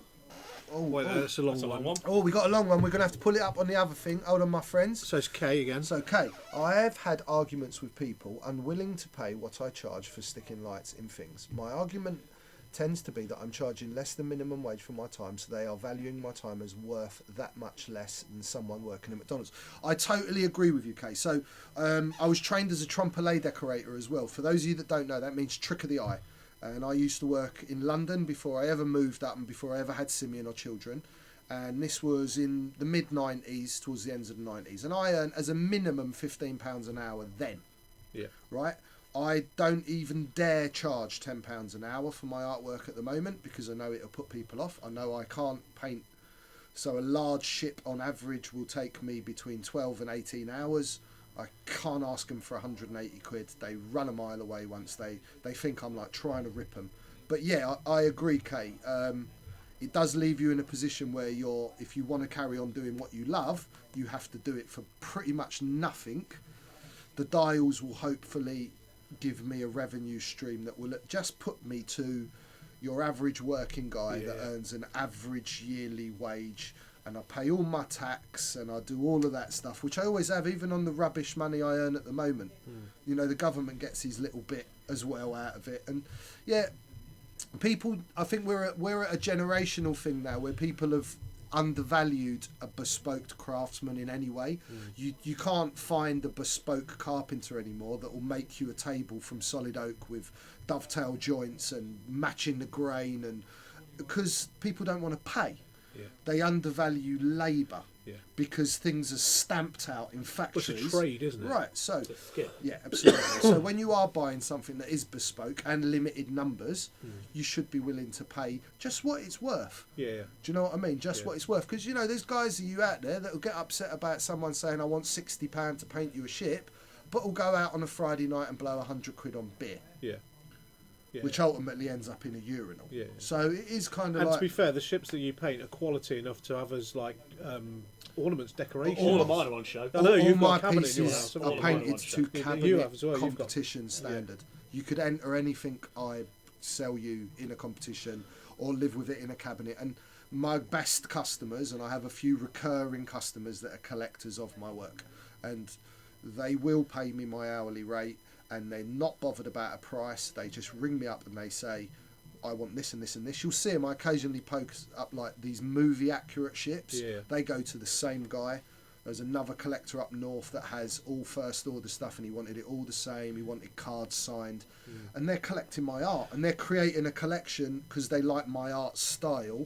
And as an artist, that's what you really you hope for, you know. Am I right in thinking as well that you've just been recommissioned to do the prizes for UKTC next year? Yeah, I'm kind of on a running commission for UKTC. Yeah. So every ship that got given away as a spot prize for this year, 3 you years. painted I've been those, doing didn't them you? for 3 years. Yeah. now. So you know there are ships out there which you do a lot for charity. You do a lot for free. I mean the Ashley Taylor stuff. You Well, did for free. they and got that in was touch with me. Some guys got in touch with me. Excuse me, whether it was New Zealand or Australia, but some guys got in touch with me a few weeks ago and said, Rasta, you know, we all love you over here. They're not supporting us on our tournament scene. We've got no prizes. So I sent them a painted ship. I sent 70 quid's worth of my time out to them for nothing, paid the postage, just so that I do like to give back as much as I can. Of course, yeah. You know? Yeah. And we see that. We're going to have to start giving people quotes time cost breaks, straight up flat quotes. Yeah, I hear that, bro. I honestly don't think I'm going to be able to take as much commission work as I have been next year because of what the dials are going to do to my time. Are we allowed to talk about damage decks yet, or not? No, not yet. Fine. Not until Okay. they're confirmed. No, that's fine. So so obviously we've got we all know Rasta, right? And I know this stream, people watch back the stream. We all know Rasta, and we've all been out to the tournaments all over the country, and sometimes all over like Europe and stuff where we've met up with Rasta, and so we know that it is. But if he's and this is like going to be a bit of a charity appeal, really, but I don't mean it that way. If he's actually like made you smile or put something into your hands where you think, do you know what, he's cool, or he's give you that special Rasta hug that we all tend to get on a weekly basis, which we take for granted a little bit. Let's appreciate that as well by when you want some ships painting or you want some stuff doing. Let's appreciate that by just giving him what it's actually worth. And that really goes for all of the small producers that make a living around our hobby. I've often seen negative comments on the internet through some of these small companies. There's fully modded lighting. Yeah. There's a few painters in this country. There's Madeline in America. There's Protec. There's Cogor 2. There's lots of them. And people certainly shouldn't be upset that people have chose to make a living in those fields. Yep. And they shouldn't be like seeing it as anything other than someone that works really hard. When you work for yourself, it's incredibly daunting prospect, and it's incredibly hard. You have no support from anywhere, and you live purely by what you can scavenge. You rely on and your scrap. reputation a lot of the time, don't it's you? very, very hard. So if any of you are out there and you're getting commission painters to do stuff, or you're getting people to light your ships, or you're getting bespoke stuff made for you, just appreciate they're running a business. They're contributing to the overall wealth of the country. Yeah. And they're generally putting a damn sight more back than they ever take out. So we need to encourage people to get back to a state where they make things again. This country was at its greatest point when we were the greatest manufacturer in the world, and having lost our manufacturing base massively has led us to this economic state we're at.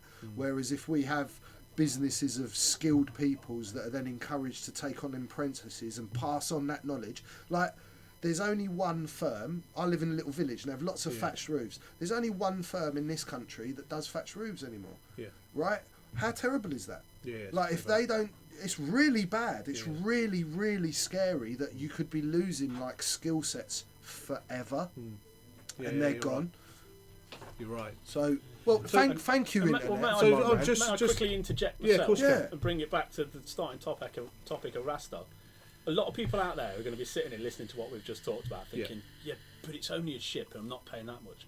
I cannot stress to you how much enjoyment you will get out of that ship. I really can't. Owning a few myself, when I first got my Rasta, in fact it wasn't mine, I bought it for my wife, the Winter Wookiee. It's awesome, isn't it? Yeah.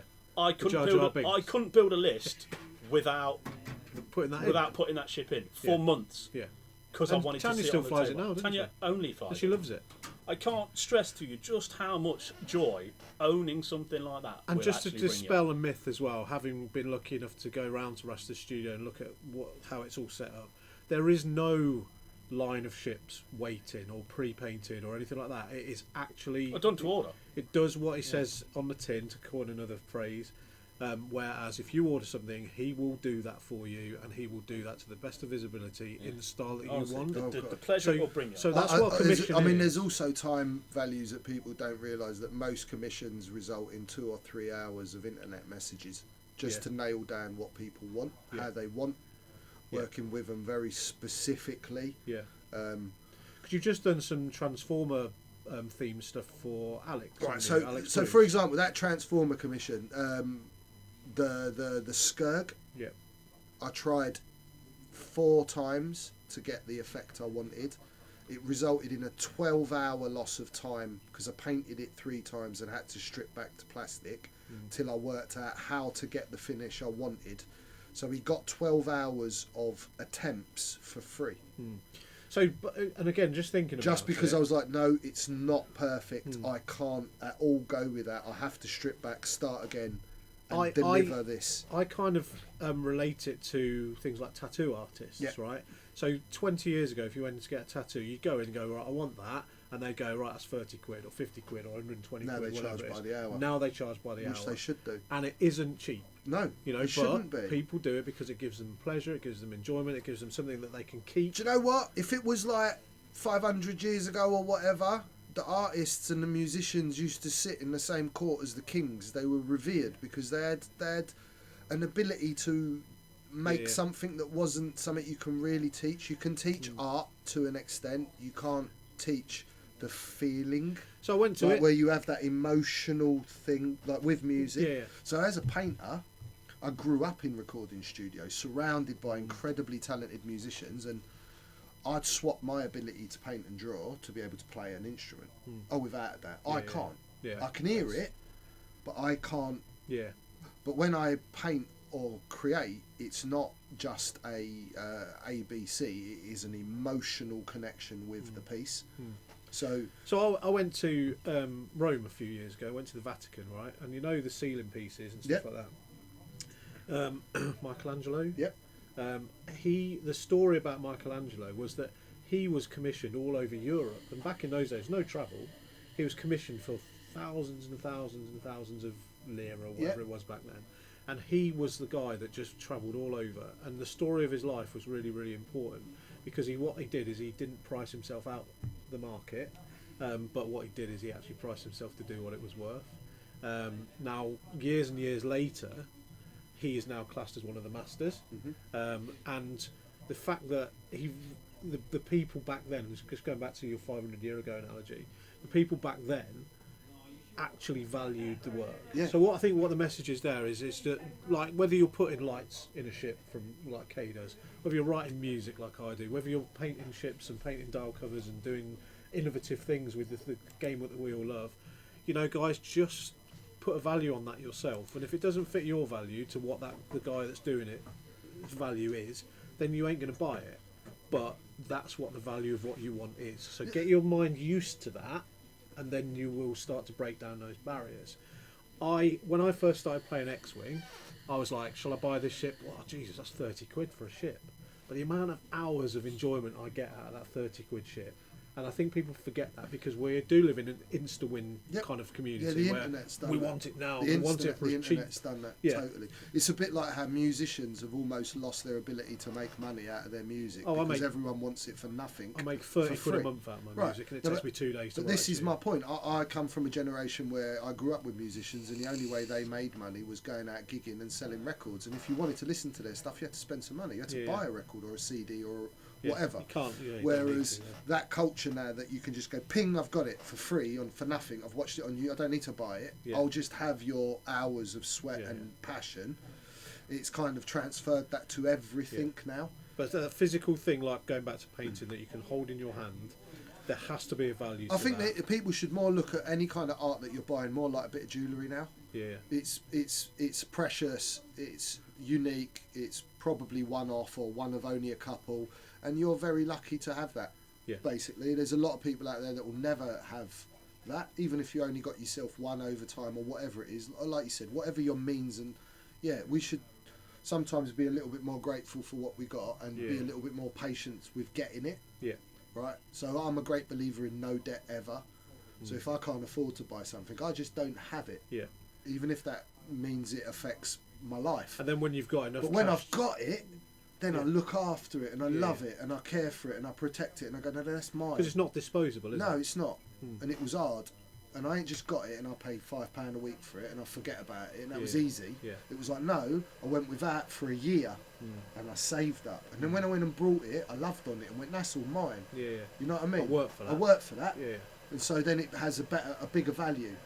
So Yeah. it's just the society we live in. But look, Yes. sorry about the soapbox. No, it's cool. It's cool. It's really interesting to get you in there to talk about it from your don't point get of that view. I was No, actually we don't. coming We in don't. to say No, we don't. I'm not playing one of my silly lists today, and I'm having an all right day. I have had a couple of really bad dice rolls, but I also had my first game. I rolled 4 green dice, rolled 4 evades. We heard you shout it. Did you hear me? Yeah, I you ran shouted. around the room going, look, it can happen. So the you're- dream's real. So after lunch, you're up against Dink. I'm up against the Dinky Donk. Yeah. So you're up against Dink, and Sim is up against Alessandro. Oh, the 2 Italian. It's an Italian off. It's Italian. Oh, I think that one might have to go on stream. I did say that Alessandro was my favourite Italian. Oh, I don't blame him. He's my favourite Yeah. Italian. Good. I gave him a porcini mushroom the other week. That's did how you? much I like it. Right, and they're very rare and like, you know what porcini mushrooms are, I don't do you? indeed, Yes. yeah. I Yeah, got yeah. And I that. turned up and I was like, I'm bringing you a mushroom. And he was like, you what? And I turned up with this porcini, and he looked at me, and the first thing he said in his Italian went, "Where'd you find that?" I went, "You'd have to kill me to find that." Yeah. I got a few spots. Exactly, and he won't tell me either. No, Right? spots. Yeah, that's how it is. So I love Alessandro. If you Foraging. ever meet Yeah. Alessandro, Yeah, any of proper you great stuff. guys, he's about 2'4". He's got a big afro, Yeah. right? A big Italian afro, and he's awesome to play against. So Yeah. you won't understand a word, but he's a bit more than understandable it's than a Manaru. Yeah, he's quality. Yeah, so- and Manny as well. So it's all good. So are we on lunch now? Yeah, so we'll go for lunch. I'm not sure what time back. Probably we've eaten into that time. Let's just check with Ash. I'll 2:15, just I reckon. So the people know, so they can go and have a cup of tea. Ash, when are we back after lunch, mate? So we're back at 2. Oh, right, so we've got 20 minutes. So We're yeah, gonna cut see you this. in 20-25 minutes. And, Love you all. We're going to cut the stream, and then you'll all get notifications when we go back live in about 20-25 minutes time. So thanks for tuning in, and we'll see you this afternoon. Peace. See you in a bit. Bye.